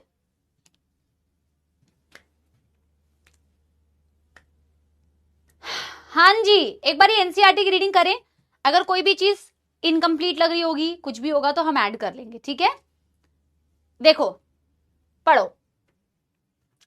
A nerve impulse is transmitted from one neuron to another neuron through junctions called as synapse. बोला एक नर्व इंपल्स ट्रांसमिट होती है एक न्यूरॉन से दूसरे न्यूरॉन में. किसके थ्रू ट्रांसमिट होती है? साइनैप्सेस के थ्रू ट्रांसमिट होती है. एक synapse, a synapse is formed by the membranes of pre synaptic neuron. जिस न्यूरॉन से इंफॉर्मेशन आ रही है वो प्री साइनेप्टिक न्यूरॉन. अ पोस्ट साइनेप्टिक न्यूरॉन, जिस न्यूरॉन में इंफॉर्मेशन जाएगी वो पोस्ट साइनेप्टिक न्यूरॉन. विच में, और अब देखो एक बहुत बेहतरीन लाइन, एनसीईआरटी का कंफ्यूजन प्रो मैक्स लेवल का अभी मैं दिखाती हूं. देखो यहां पे एनसीईआरटी ने एक बात कही है जो स्टेटमेंट बेस्ड क्वेश्चन में पूछी जा सकती है, बच्चे कंफ्यूज हो जाते हैं. देखो बोला a synapse is formed by membranes of pre synaptic post synaptic which may और may not be separated by gap called cleft. बोला कि प्री साइनेप्टिक पोस्ट साइनेप्टिक के बीच में एक साइनेप्टिक क्लेफ्ट होता है, पर हो भी सकता है और नहीं भी हो सकता. ऐसा ही इन्होंने इस लाइन में कहा है. साइनेप्स तो दो ही तरीके के आपने पढ़े, एक इलेक्ट्रिकल और एक केमिकल. एक में आपने बोला गैप ज्यादा है और एक में आपने बोला गैप कम है. हमने ये तो कभी कहा ही नहीं कि इलेक्ट्रिकल साइनेप्सिस में गैप्स ही नहीं होते. और आगे एनसीईआरटी खुद भी यही बात कहेगी कि इलेक्ट्रिकल साइनेप्सिस में गैप कम होते हैं, एब्सेंट नहीं होते. बट ये लाइन देखो दी हुई है, तो इसीलिए ये लाइन बेटा याद रखनी है कि अगर ऐसा दे तो as per NCERT true statement है कि विच मे और may not be separated bye a gap cleft. अगर साइनेप्स की डेफिनेशन में ये दिया जाता है विच मे और may not be separated by gap called cleft, तो ट्रू करोगे. बट आपको ये भी पता होना चाहिए कि आगे एनसीईआरटी ने ये कहा है कि इलेक्ट्रिकल साइनेप्सिस में दोनों में गैप होते हैं, बल्कि एक में गैप कम होते हैं, एक में गैप ज्यादा होते हैं. आपको मेरी बात समझ आ रही है ना? यहीं पे नोट कर लो. कहीं पे लगता है ना स्टेटमेंट बेस्ड क्वेश्चन बन सकता है, तो ऐसे लिख लिया करो स्टेटमेंट बेस्ड. ठीक है ना? अब देखो there are two type of synapses, namely electrical and chemical. At electrical synapse membrane of pre and post are in very close proximity. चिपके हुए थोड़ी हैं, क्लोज प्रॉक्सिमिटी में है. गैप हैं, नजदीक हैं बहुत, पर चिपके हुए नहीं है. Are in very close proximity but gap is there, but gap is very less. Electric current can flow directly from one neuron to another neuron across the synapse. Transmission, बेटा इसको एक नोट बना के लिखो. तो ये मेरे को लिखवाना था जो मैंने आपको बताया. इस लाइन को एक नोट बना के लिखना, ये वाली लाइन को. ये क्या होता है? इससे क्या होता है? ओ माय गॉड, इससे स्टार बनता है.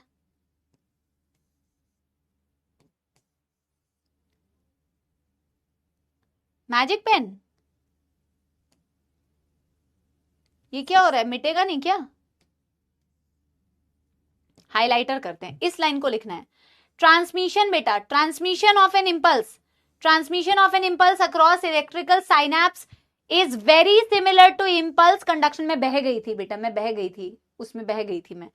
Transmission of an impulse across electrical synapse is similar to impulse conduction across a single axon. ये वाला पॉइंट बेटा लिख लो जो मैंने येलो कलर से हाईलाइटर वाले पेन से किया है. बोला कि एक इलेक्ट्रिकल साइनेप्स में जो इंपल्स का ट्रांसमिशन होता है वो बिल्कुल सिमिलर होता है जैसे एक सिंगल एक्सॉन में कंडक्शन होती है। एक सिंगल एक्सॉन में आयन की मूवमेंट से कंडक्शन होती है, तो इलेक्ट्रिकल साइनेप्सिस में जो इंफॉर्मेशन का ट्रांसफर भी होता है ना, वो बिल्कुल उसके जैसा सेम होता है। सेम, समझ रहे हो ना? यस, ये वाला पॉइंट नोट कर लेना बेटा। Impulse transmission across electrical synapse is always faster as compare to chemical synapse. Electrical synapses are rare in our system. At chemical synapse, membrane of pre and post synaptic are separated by a fluid filled cavity called as synaptic cleft. इसमें synaptic cleft होता है, इसमें भी होता है बेटा, इसमें बहुत कम गैप होता है, ठीक है।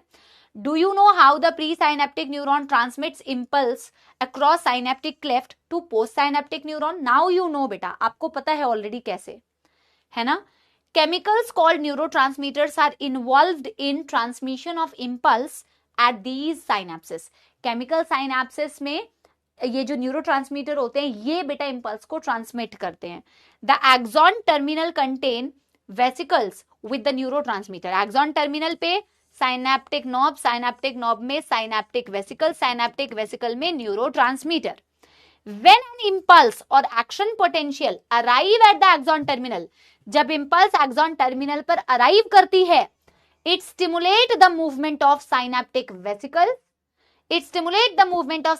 Vesicle, towards the membrane where they fuse with the plasma membrane and release their neurotransmitter. जैसे ही इंफॉर्मेशन आई तो आपके जो न्यूरोट्रांसमीटर्स थे साइनेप्टिक वेसिकल के अंदर भरे हुए थे, ये प्री साइनेप्टिक मेम्ब्रेन से फ्यूज कर जाते हैं, अपने न्यूरोट्रांसमीटर को रिलीज कर जाते हैं। Very very important diagram based questions आ रहे हैं। डायग्राम बेस्ड क्वेश्चंस के लिए बहुत इंपॉर्टेंट लेबलिंग, आपने जितना भी बेटा नोटबुक में बनाया हो बट ये जरूर देखिए। Axon terminal, synaptic vesicle, pre synaptic membrane, synaptic cleft, postsynaptic membrane, receptors and neurotransmitter. The released neurotransmitter bind to their specific receptor present on postsynaptic membrane. Filling the blank statement based question में आ सकता है कि अपने receptor से bind करते हैं, receptor post synaptic membrane में present होते हैं.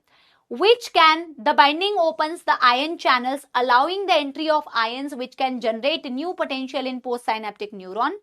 The new potential may be either excitatory or inhibitory. तो एक चीज मैं आपको बता देती हूँ क्योंकि यहाँ पे एक पॉइंट लिखा है आयन चैनल्स का। एनसीईआरटी में ही नोट करो और कहीं नोट करने की जरूरत नहीं है। एनसीईआरटी ने क्या कहा? This binding opens ion channel allowing the entry of ion which can generate a new potential in post synaptic neuron. जैसे न्यूरोट्रांसमीटर बाइंड करता है तो इससे ओपनिंग हो जाती है आयन चैनल्स की। ये जो बोल रहे हैं ना बेटा, ये आयन चैनल्स की ओपनिंग मैं आपको बताती हूँ। ये आपकी पोस्ट साइनेप्टिक मेम्ब्रेन थी, छोटा सा बना लेना, ये पोस्ट साइनेप्टिक मेम्ब्रेन थी। ये जो रिसेप्टर्स होते हैं ना बेटा, यही आयन चैनल्स होते हैं। एक होते हैं सोडियम के चैनल्स, एक होते हैं सोडियम चैनल्स और एक होते हैं बेटा आपके क्लोराइड चैनल्स। बस अपनी इंफॉर्मेशन के लिए लिख सकते हो कि ये जो पोस्ट साइनेप्टिक मेम्ब्रेन में ये जो आयन चैनल्स ओपन होते हैं ना बेटा, ये पोस्ट साइनेप्टिक मेम्ब्रेन में जो आयन चैनल्स ओपन होते हैं, ये आयन चैनल्स दो प्रकार के होते हैं। एक सोडियम के आयन चैनल्स होते हैं और एक क्लोराइड के आयन चैनल्स होते हैं। हाँ, अभी मैं वही बता रही हूँ जयंश बेटा, वही मैं बता रही हूँ। कौन से आयन चैनल्स होते हैं? ये पोस्ट साइनेप्टिक मेम्ब्रेन में ये जो रिसेप्टर्स पड़ते हो ना, जिनसे न्यूरोट्रांसमीटर बाइंड करते हैं, ये आयन चैनल्स ही होते हैं। अगर एक्साइटेटरी न्यूरोट्रांसमीटर है वो हमेशा सोडियम चैनल से बाइंड करता है, अगर इनहिबिटरी न्यूरोट्रांसमीटर है तो वो हमेशा क्लोराइड चैनल से बाइंड करता है। दिस इज इनहिबिटरी, और इसी पर तो बेटा डिपेंड करता है कि एक्साइटेशन होगी या इनहिबिशन होगी। देखो ना, ये वही वाली बात है जो तुमने अभी पढ़ा था। तुमने जो फर्स्ट टॉपिक पढ़ा था कंडक्शन जनरेशन का, उसमें तुमने क्या पढ़ा था कि जैसे स्टिमुलस आता है तो आपके डेंड्राइट पर सोडियम के चैनल्स खुलते थे, सोडियम की एंट्री होती थी तो आपकी -70 से -55 होता था। कितने बच्चों को ये बात याद आ रही है? आपने जो फर्स्ट टॉपिक पढ़ा था उसमें आपने यही तो पढ़ा था ना बेटा, यही तो पढ़ा था तुमने कि सोडियम की एंट्री होती है, स्टिमुलस आता है और सोडियम ही सबसे पहले साइट ए पर -70 से -55 करवाता है। यस, ये वही वाली कहानी है जैसे एक्साइटेटरी न्यूरोट्रांसमीटर बाइंड करता है, चाहे कोई भी एक्साइटेटरी न्यूरोट्रांसमीटर हो, एपिनेफ्रिन, नॉरएपिनेफ्रिन, आपकी एसिटाइलकोलिन, कोई भी न्यूरोट्रांसमीटर जो एक्साइटेटरी वाली होती है ना, उसका जो रिसेप्टर होता है वो सोडियम का चैनल होता है, वो सोडियम का चैनल होता है जिससे सोडियम अंदर आए। और जब सोडियम अंदर आएगा तो ऑटोमेटिकली बेटा, अगर सोडियम की एंट्री होती है, अब बेटा तुम सिर्फ इतना लिखो, इसके आगे की पीएचडी मत करो, मैं तुम्हें सिर्फ एक रेलेवेंस बता दे रही हूं कि कैसे रिलेटेड है। सोडियम अंदर आएगा तो -70 से -55 पहुंचता है, लेकिन इनिबिटरी न्यूरोट्रांसमीटर जब बाइंड करता है तो ये न्यूरॉन एक्साइट तो नहीं हो रही है, वो तो इनिबिट हो रही है, उसमें कोई डीपोलराइजेशन नहीं होगी, उसमें कोई एक्शन पोटेंशियल जनरेट नहीं होगा। क्यों? क्योंकि जब इनिबिटरी न्यूरोट्रांसमीटर बाइंड करती है तो उसके रिसेप्टर क्लोराइड चैनल्स होते हैं, नेगेटिव वाले, तो इससे क्लोराइड की एंट्री होती है। सोचो क्या तगड़ी कॉन्सेप्ट बॉडी ने बनाई है। और जब क्लोराइड अंदर आएगा तो वो -70 को और माइनस कर देगा, और माइनस कर देता है, तभी तो इनिबिटरी न्यूरोट्रांसमीटर से न्यूरॉन एक्साइट नहीं होती है, न्यूरॉन इनिबिट हो जाती है। क्या समझे युवराज बेटा? पीएचडी मतलब वही जो तुझे नहीं करनी है ना? क्या समझे बेटा? अरे भाई, क्लोराइड चैनल से अगर क्लोराइड एंटर कर जाएंगे तो न्यूरॉन में -70 का -90 हो जाएगा, तो एक्साइटेशन कैसे होगी? इससे अगर सोडियम एंटर करेंगे तो सोडियम एंटर करने से क्या होता है, -70 का -55 हो जाता है, तो थ्रेशोल्ड वैल्यू जनरेट हो जाती है। This is a very good concept. जब हम आई पढ़ाते थे ना, आई जो तुम्हारा डिलीट हो चुका है, उसमें रॉड्स के फंक्शनिंग में ये वाली चीज काम आती है, but it is too much extra बेटा। मैं ऑनेस्टली ईमानदारी से तुम्हें बता देती हूँ, एक छोटा सा शब्द दिया हुआ है आयन चैनल्स, इस वजह से मैंने तुम्हें बता दिया कि आयन चैनल्स जो पोस्ट साइनेप्टिक मेम्ब्रेन में है वो कौन से होते हैं, ये होते हैं वो आयन चैनल्स। और उन आयन चैनल से excitatory neurotransmitter, inhibitory neurotransmitter bind करता है। अगर एक्साइटेटरी वाला है उसके सोडियम वाले होते हैं, इनिबिटरी वाला होता है तो उसके क्लोराइड वाले होते हैं। That's it. Hyperpolarization Kalpana, yes absolutely right. Yes Vicky, yes. अरे बिकी, बिकी यहां क्या कर रहा है बिकी? हाँ यस, धन्यवाद यार पूर्णिमा। नहीं ऐसा नहीं है यार, डन डन डन डन। आपको अगर ना टू मच लोड लगता है अपने छोटे से बुद्धि में, कोई लोड नहीं है बेटा। पहली बात तो नहीं लगना चाहिए, मैंने इतनी अच्छी तरीके से तुम्हें ये भी बता दिया कि काम आ जाए, पर अगर लगता है ना बेटा तो मैम की बात मानो, stick to NCERT. NCERT concepts को इतना तगड़ा कर लो ना कि जरूरत नहीं है बेटा। कई बार हम बता देते हैं, तुम्हारे अंदर क्यूरियोसिटी होती है ना, तो हम बता देते हैं कि चलो क्या है, but you can stick to NCERT. NCERT based content को अच्छे से मस्त से पढ़ लो, ठीक है? यस हाँ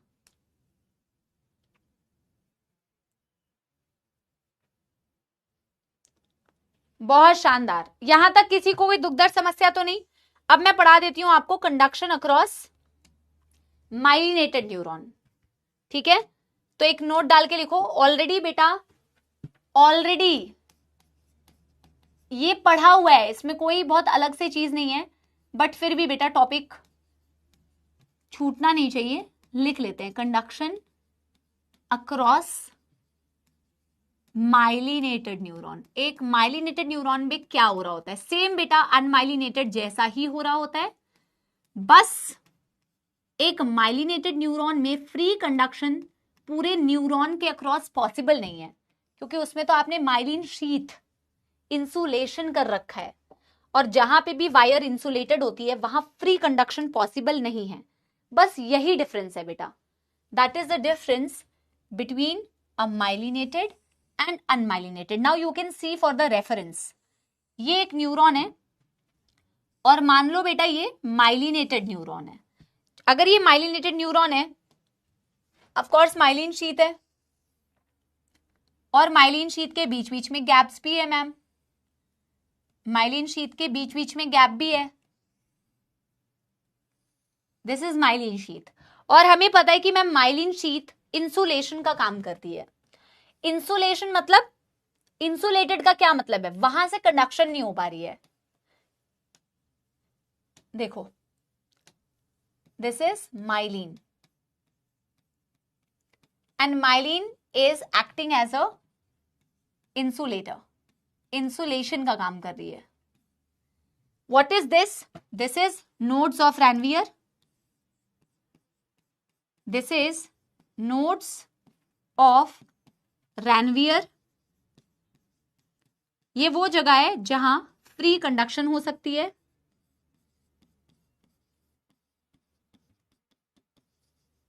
ठीक है ना, क्योंकि यहां इंसुलेशन नहीं है.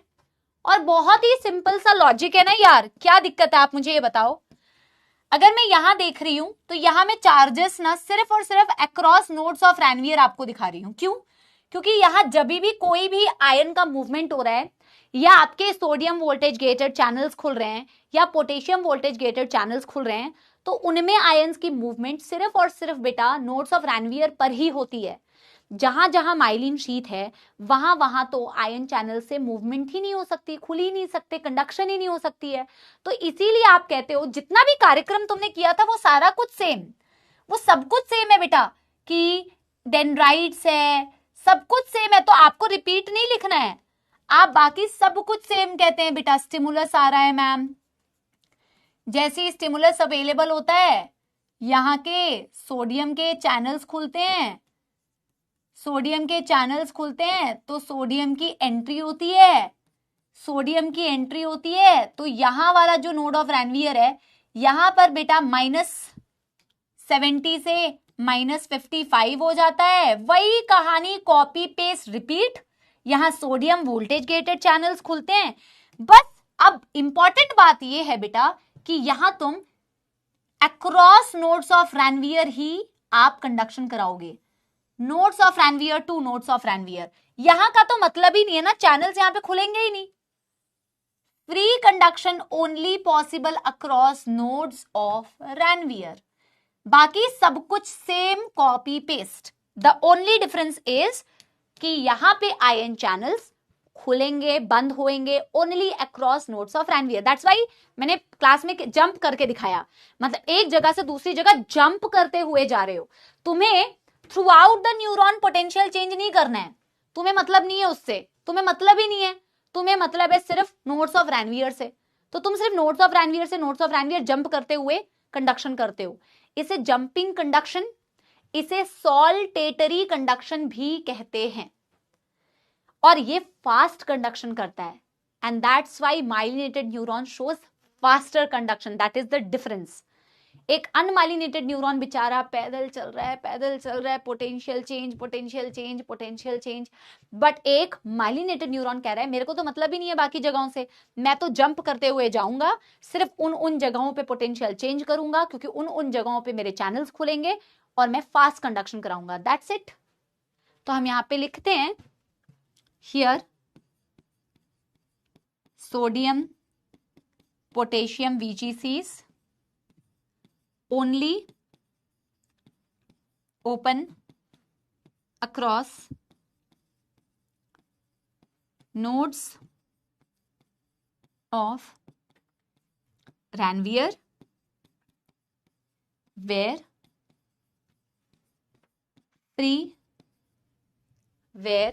free conduction is possible.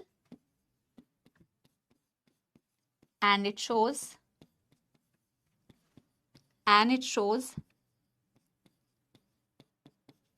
jumping या सॉल्टेटरी कंडक्शन. जंपिंग या saltatory conduction which is faster. VGC क्या है बेटा? मेरे को भी नहीं पता यार VGC क्या है. पता लगे तो मेरे को भी बताना बेटा.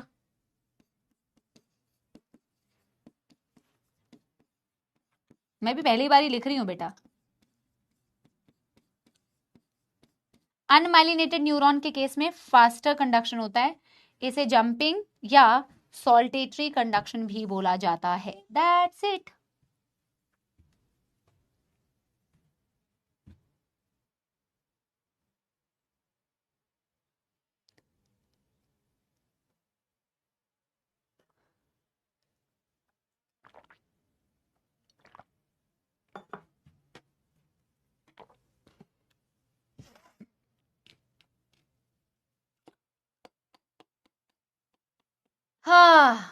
सारे बच्चे उसकी मदद कर रहे हैं। अरे बेटा वो स्पैम कर रहा है बस। तुझे लगता है बेटा वो बच्चा पढ़ रहा होगा जो आके ये कमेंट कर रहा है? वो पढ़ने वाले बच्चे होते हैं।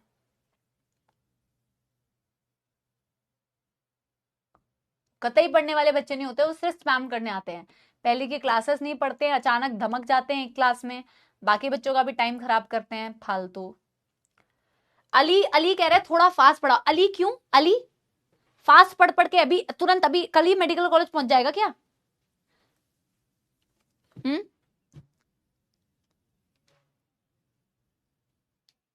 अली को कल ही पहुंचना है मेडिकल कॉलेज। अली का इंतजाम किया जाता है फिर। चलो done done done done everybody. ये एनसीईआरटी में नहीं दिया हुआ। अभी आपने मेरे सामने एनसीईआरटी की रीडिंग करी है, ठीक है, बट एक पॉइंट लिखने में कुछ नहीं जाता है।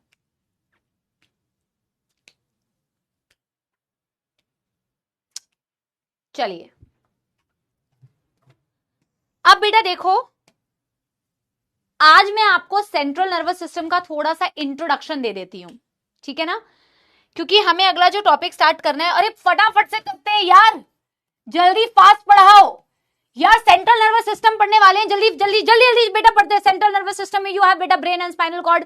We are first going to discuss about central nervous system का brain. Brain is called as the command and control centre of the body. बेटा सारी बॉडी के जो वॉलंटरी फंक्शंस होते हैं, थिंकिंग, लॉजिकल रीजनिंग, एप्टीट्यूड, बेटा ये सारे आपके ब्रेन से कंट्रोल होते हैं। जब मैं ब्रेन की बात करती हूँ बेटा वो आपके क्रेनियम यानी कि ब्रेन बॉक्स के अंदर प्रेजेंट होते हैं। जब मैं ब्रेन की बात करती हूँ तो बेटा उसके अराउंड प्रोटेक्टिव कवरिंग्स होती है जिन्हें बोला जाता है क्रेनियल मेनिंजेस। और जब मैं क्रेनियल मेनिंजेस की बात करती हूँ बेटा तो उसमें 3 लेयर्स होती है, ड्यूरा मैटर, अरैकिनोइड और पाया मैटर। और जब मैं बेटा इन तीनों लेयर्स की बात करती हूं तो इनके बीच बीच में होते हैं बेटा कुछ स्पेस जिन्हें बोला जाता है सबड्यूरल स्पेस। सारा लिख लिया ना तुम लोगों ने? लिखा नहीं?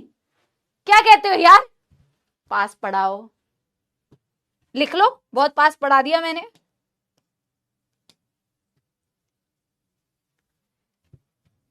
सेंट्रल नर्वस सिस्टम आए बड़े।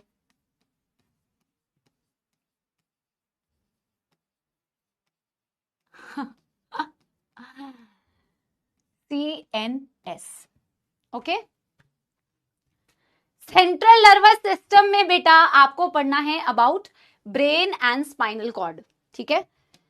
आपके लिए थोड़ा मुश्किल होगा, मैं समझ पा रही हूं, ब्रेन और स्पाइनल कॉर्ड को पढ़ना, क्योंकि ब्रेन और स्पाइनल कॉर्ड को पढ़ने के लिए चाहिए है ब्रेन। और आप सबको पता है बेटा क्रेनियम के अंदर आपके पास क्या है। आपकी मैं बात कर रही हूं, है ना। 200x कह रहे हैं चेन्नई एक्सप्रेस। तो भाई बहुत कमाल की चीज है। आपका ब्रेन आपके ब्रेन के बारे में पढ़ने वाला है, जो भी आपका छोटा मोटा है। देख लेना बेटा ब्रेन आपने कितना इस्तेमाल किया, कौन सा बेटा आपका ब्रेन का पार्ट बड़ा एक्टिव होता है, कौन सा कम एक्टिव होता है। ज्यादा उस तरफ में हम बात नहीं करेंगे, हम सिर्फ उस तरफ में बात करेंगे जो तुम्हारे नीट में पूछा जाएगा। बट कुछ कुछ चीजें मैं बताऊंगी, लॉजिकल रीजनिंग, थिंकिंग, क्रिएटिविटी किसकी बढ़िया होती है, तो कौन सा एरिया काम करता है। We are going to बेटा mainly discuss in this chapter about brain because spinal cord delete कर दिया है ना। तो आपके तो बल्ले बल्ले शावा शावा, ठीक है ना। कहता है भूसा भरा हुआ है मैम, कोई कह रहा है कुछ भरा हुआ है मैम। मजेदार हो यार तुम लोग, सही बोला ना कि जरूरत ही नहीं है कुछ बोलने की, तुम गजब के मजेदार लोग हो। मैंने बोला ना, खुद ही बता देते हो, है ना। तो सेंट्रल नर्वस सिस्टम में हम बात करने वाले हैं बेटा पहले ब्रेन की। और स्पाइनल कॉर्ड वैसे भी नहीं दिया हुआ है, डिलीट किया हुआ है। स्पाइनल कॉर्ड से रिलेटेड रिफ्लेक्स एक्शन भी डिलीट कर दिया है, और आई भी डिलीट है, नोज, टेस्ट, बर्ड्स, सब कुछ डिलीट कर दिया है। सिर्फ ब्रेन के बारे में पढ़ना है। तो बहुत छोटा सा टॉपिक है, ठीक है, छोटा है बट इंपॉर्टेंट है, क्योंकि इसमें बहुत सारी इंफॉर्मेशन है बेटा कि सेरिब्रम क्या काम कर रहा है, सेरिबेलम क्या काम कर रहा है, मेड्यूला क्या काम कर रहा है, मिड ब्रेन क्या काम कर रहा है।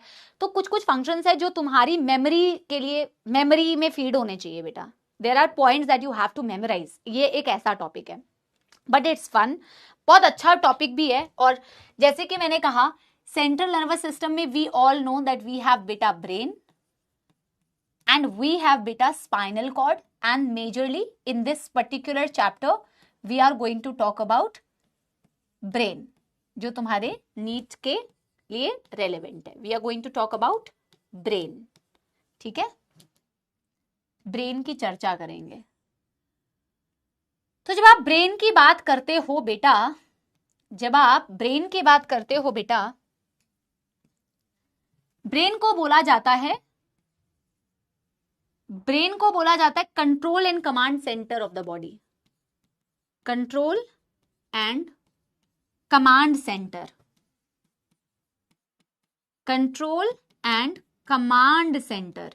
कमांड कर रहा है, कंट्रोल कर रहा है सारी चीजों को आपका ब्रेन, यहीं से सारी चीजें कंट्रोल हो रही है बेटा, इसीलिए कंट्रोल एंड कमांड सेंटर, इसीलिए बेटा कंट्रोल एंड कमांड सेंटर कहते हैं। 10th में थोड़ा बहुत इसके बारे में आपने पढ़ा था डेफिनेटली।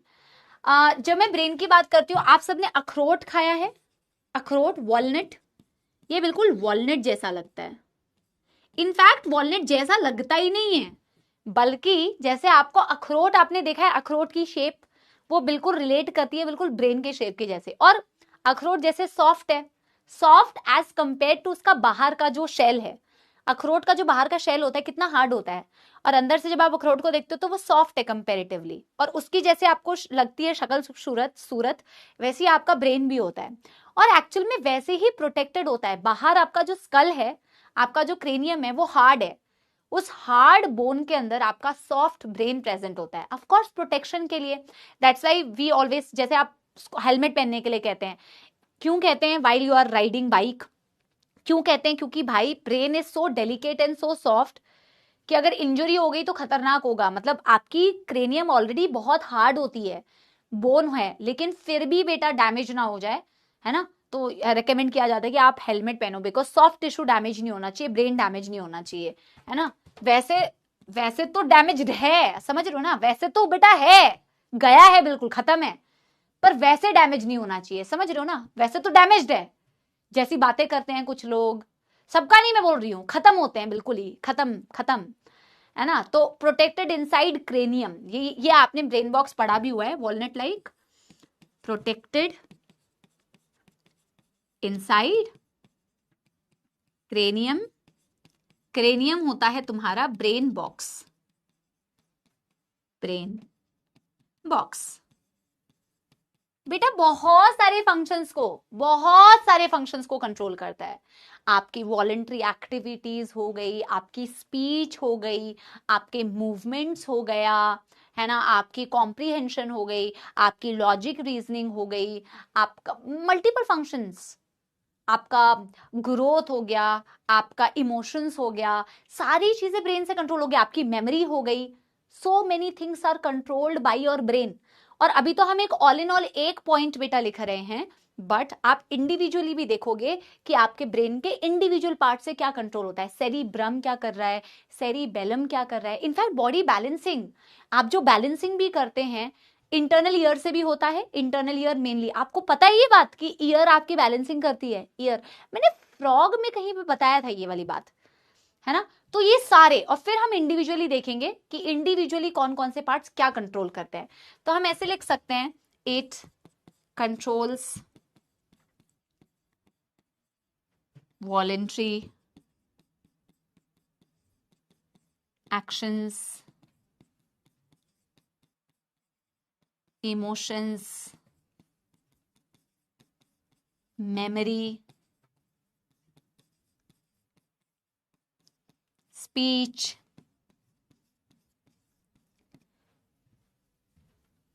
temperature, एक्सेट्रा लिख लो, एक्सेट्रा।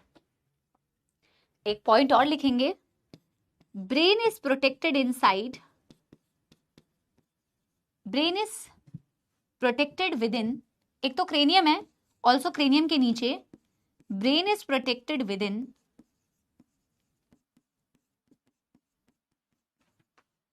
Cranial meninges. आज मैं इसका डायग्राम बना के जाऊंगी और कल हम इसको कंटिन्यू करेंगे यहां से। Cranial meninges present below cranium, present below cranium. मैं आपको मेनिंजस का डायग्राम आज बना के जाते हैं बेटा, और कल इसको हम फिर डिस्कस करेंगे, ठीक है ना। यस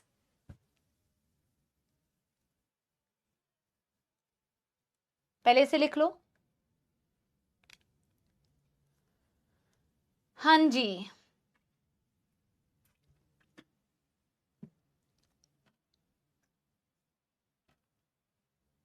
हाँ माही बिल्कुल सही है, 3 मेनिंजेस होते हैं। यस मैम, इंटरेस्टिंग टॉपिक तृप्ति। अभी तो बहुत मजा आएगा कल की क्लास में, अभी देखना कल ब्रेन के बारे में पढ़ोगे, क्या गजब चीज है बेटा, है ना। और सर कभी कभी ना, अभी आज ही मौका मिलेगा, देख लेना यूट्यूब पे, जैसे टाइम मिलता है कोई ब्रेन का देख लेना, कोई ट्यूमर रिमूवल का सर्जरी देख लेना। जैसे तुम ट्यूमर रिमूवल का अच्छा सर्जरी वीडियोस आजकल अवेलेबल होते हैं, तो तुम देखोगे तो एक तो भैया हैट्स ऑफ, सच में रिस्पेक्ट आ जाती है, सच में जेन्युइनली रिस्पेक्ट आ जाती है। जब मैं सच में मैं खुद देखती हूँ ना बेटा ऐसे वीडियोस, कभी इंस्टाग्राम पे रील पे आ गई या यूट्यूब पे कभी आ गई, तो खुद ही मेरे मन में ना इतनी रिस्पेक्ट बढ़ जाती है कि ऑलरेडी रिस्पेक्ट है डॉक्टर्स के लिए, बट सही में यार क्या कमाल, मतलब क्या काम करते हैं यार, मतलब कैसे करते हैं यार, कितने कितने नॉलेजेबल, कितने ज्यादा स्किल्ड, कितने ज्यादा मतलब टैलेंटेड है यार, है ना, कि एक एक लेयर कैसे, है ना, क्रेनियम को कट किया, फिर यार dura mater, arachnoid, pia mater, these layers are so fine. So there are multiple doctors that you can see beta, already watched, yes. And then people say you know biology तो पढ़ने की जरूरत नहीं है, ऐसा बायोलॉजी सब्जेक्ट है, आगे biology पढ़ोगे और आपको भी नीड होगी, आप बायोलॉजी बायोलॉजी वाले डॉक्टर के पास ही जाओगे, आगे पूरा बायोलॉजी पढ़नी है बेटा, है ना, हम सबको नीड होगी. अब कोविड में बेटा सब डॉक्टर डॉक्टर डॉक्टर डॉक्टर लगे पड़े थे, ऑफ कोर्स तब रियलाइज हो रहा था डॉक्टर्स की क्या इंपॉर्टेंस है, सब्जेक्ट की कोई भी बदनामी करके चला जाता है. हाँ, तो this is wrong, you know, कितने कितनी ज्यादा नॉलेज होगी उनको, कितनी मेहनत करी होगी उन्होंने. कोई इजी पढ़ाई है एमबीबीएस की यार, कोई इजी चीज है पीजी करना, कोई इजी चीज है इतनी सारी चीजों को मेमोराइज भी कर लेना, इतनी सारी चीजों को समझ भी लेना और फिर उसको बेटा अप्लाई भी कर लेना.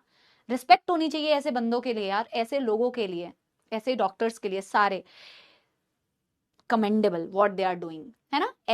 और फिर कुछ लोग ऐसे वीडियोस को कट करके डाल देंगे, कहेंगे बाकी प्रोफेशंस की मैम डिसरिस्पेक्ट कर रही हैं. नहीं, किसी एक की तारीफ करने का मतलब ये नहीं होता कि बाकी किसी को मैं डिसरिस्पेक्ट कर रही हूँ, है ना.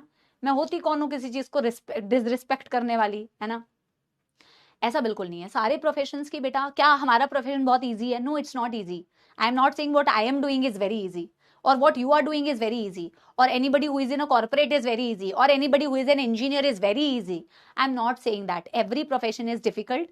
जिंदगी जीवन है भैया, डिफिकल्ट तो होगा ही, सबकी जिंदगी डिफिकल्ट है, तुम्हारी भी डिफिकल्ट है, मेरी भी डिफिकल्ट है, जिसको मैं सोच रही हूँ बहुत अच्छी जिंदगी उसकी भी डिफिकल्ट है. But what I am trying to say is what doctors do is commendable and it's मतलब oh my God out of the world, है ना. चलिए, ये कहने का मेरा मतलब है. यस, चलिए इधर अपना दिमाग ज्यादा ना लगाओ बेटा. दुनिया में जो लोग कर रहे हैं वो तो बेटा गजब है, लेकिन तुम जो कर रहे हो ना वो मूर्खता है. अपनी बुद्धि का जरा इस्तेमाल करो, सही जगह पे अप्लाई करो. नलायक ही रहोगे तुम लोग सही में.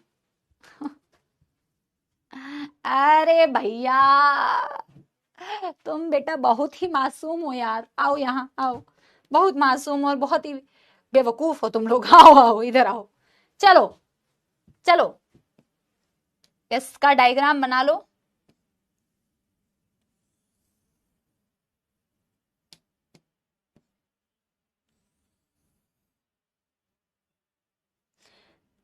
तुम लोग बेटा जो मैं बोल रही होती हूँ उस कॉन्टेक्स्ट को छोड़ के इधर उधर की बातें क्यों करने लगते हो? फिर मुझे लगता है कि तुम्हें मैं क्यों ही बता रही हूँ. तुम्हारा दिमाग सुनने में तो लगता नहीं है, अपनी कमेंट बाजी करने में लगता है, कमेंट करने लगते हैं. समझा करो फीलिंग्स को जो बता रही हूँ मैं. हाँ, चलो इधर आओ. ये तुम्हारी खोपड़ी का मैंने क्रेनियम बनाया बेटा, दिस इज योर क्रेनियम.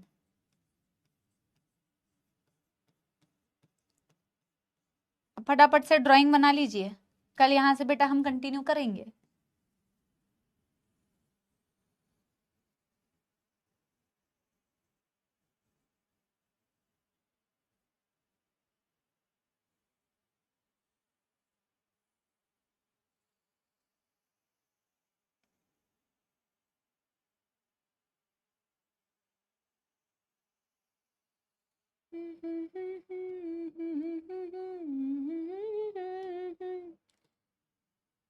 अरे यार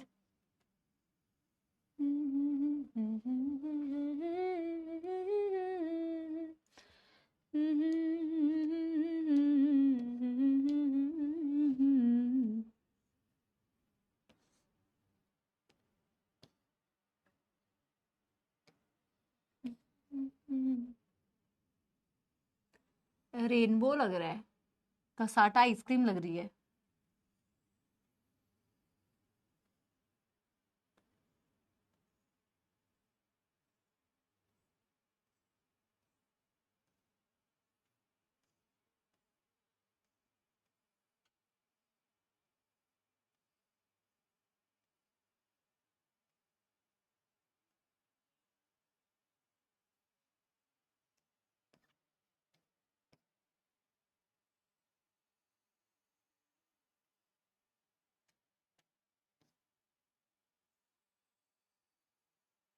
अरे यार,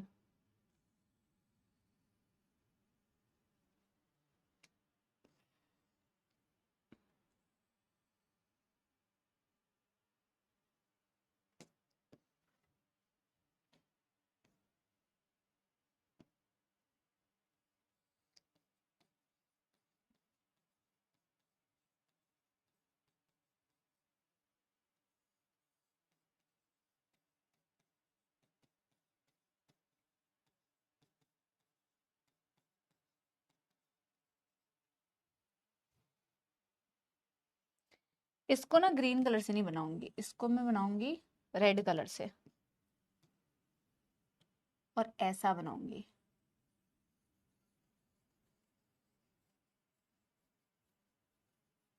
है ना, ये सही है।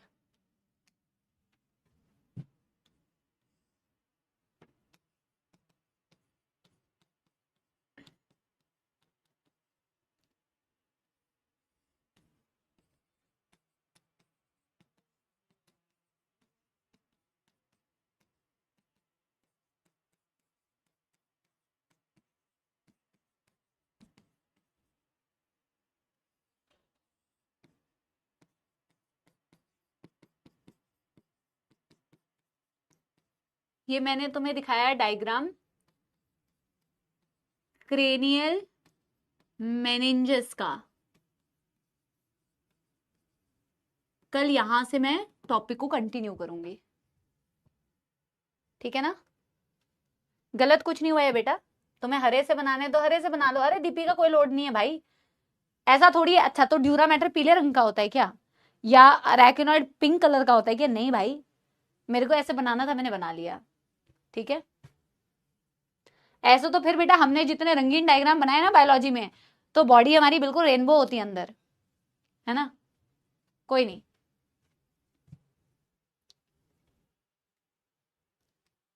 ड्यूरा मैटर के नीचे लिखा हुआ है सब ड्यूरल स्पेस, अरैकिनॉइड के नीचे लिखा हुआ है सब अरैकिनॉइड स्पेस, और पाया मैटर के नीचे बेटा कुछ भी नहीं लिखा हुआ है। यहां तो तुम्हारा ब्रेन होता है, इधर तुम्हारा ब्रेन होना चाहिए। ये भी तो पता पता करो ब्रेन कहाँ है।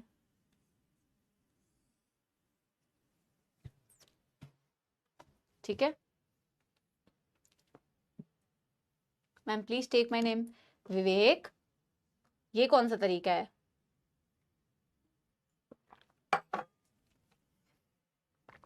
चलो डन कर लो पहले।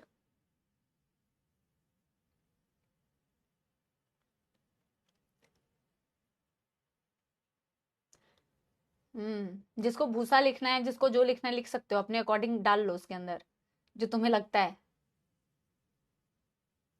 बहुत बहुत धन्यवाद। आई होप बेटा आप लोगों को लेक्चर अच्छा लगा होगा, और अच्छा लगने का मतलब सिर्फ लगना अच्छा नहीं है, आपको याद हुआ होगा, आपको लर्न हुआ होगा, आपको समझ आया होगा, आपको एनसीईआरटी समझ में आई होगी, ठीक है। लेक्चर नंबर 4 था ना, आई थिंक। और बेटा एक चीज मैं आपको बता दूं, कल कुछ क्वेश्चंस भी ले आऊंगी, शायद नेक्स्ट 2 लेक्चर्स में आपका न्यूरल कंट्रोल खत्म हो जाएगा। न्यूरल कंट्रोल की जो तपस्या सीरीज है वो हम ना केमिकल के साथ में करेंगे, क्योंकि ये छोटा चैप्टर है, तो उसके साथ एक साथ मर्ज करके हम क्वेश्चन प्रैक्टिस करेंगे केमिकल कोऑर्डिनेशन के साथ। पर कल कुछ कैटलिस्ट के क्वेश्चंस मैं कराऊंगी जो मैं आज लेके नहीं आई थी। कल हम कैटलिस्ट के कुछ क्वेश्चंस कर लेंगे, और कल हम ब्रेन को कंटिन्यू करते हैं, और फिर I think next to next lecture will be the last neural के लिए, ठीक है।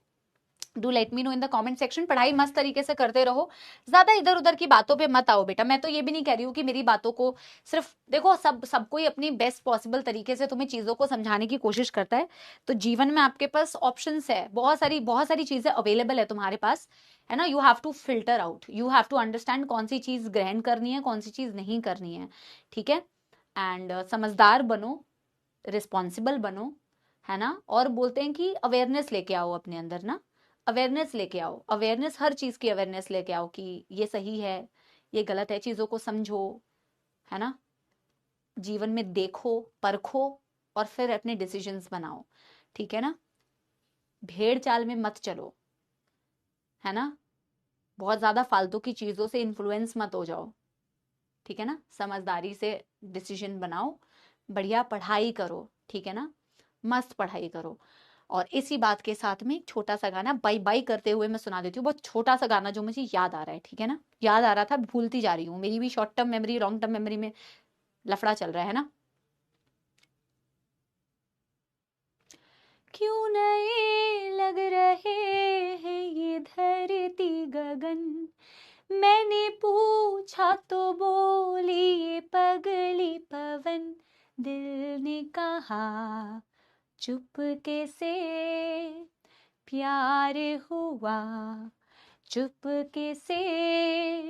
क्यों नए लग रहे हैं ये धरती गगन, मैंने पूछा तो बोली ये पगली पवन, दिल ने कहा चुपके से प्यार हुआ, चुपके से।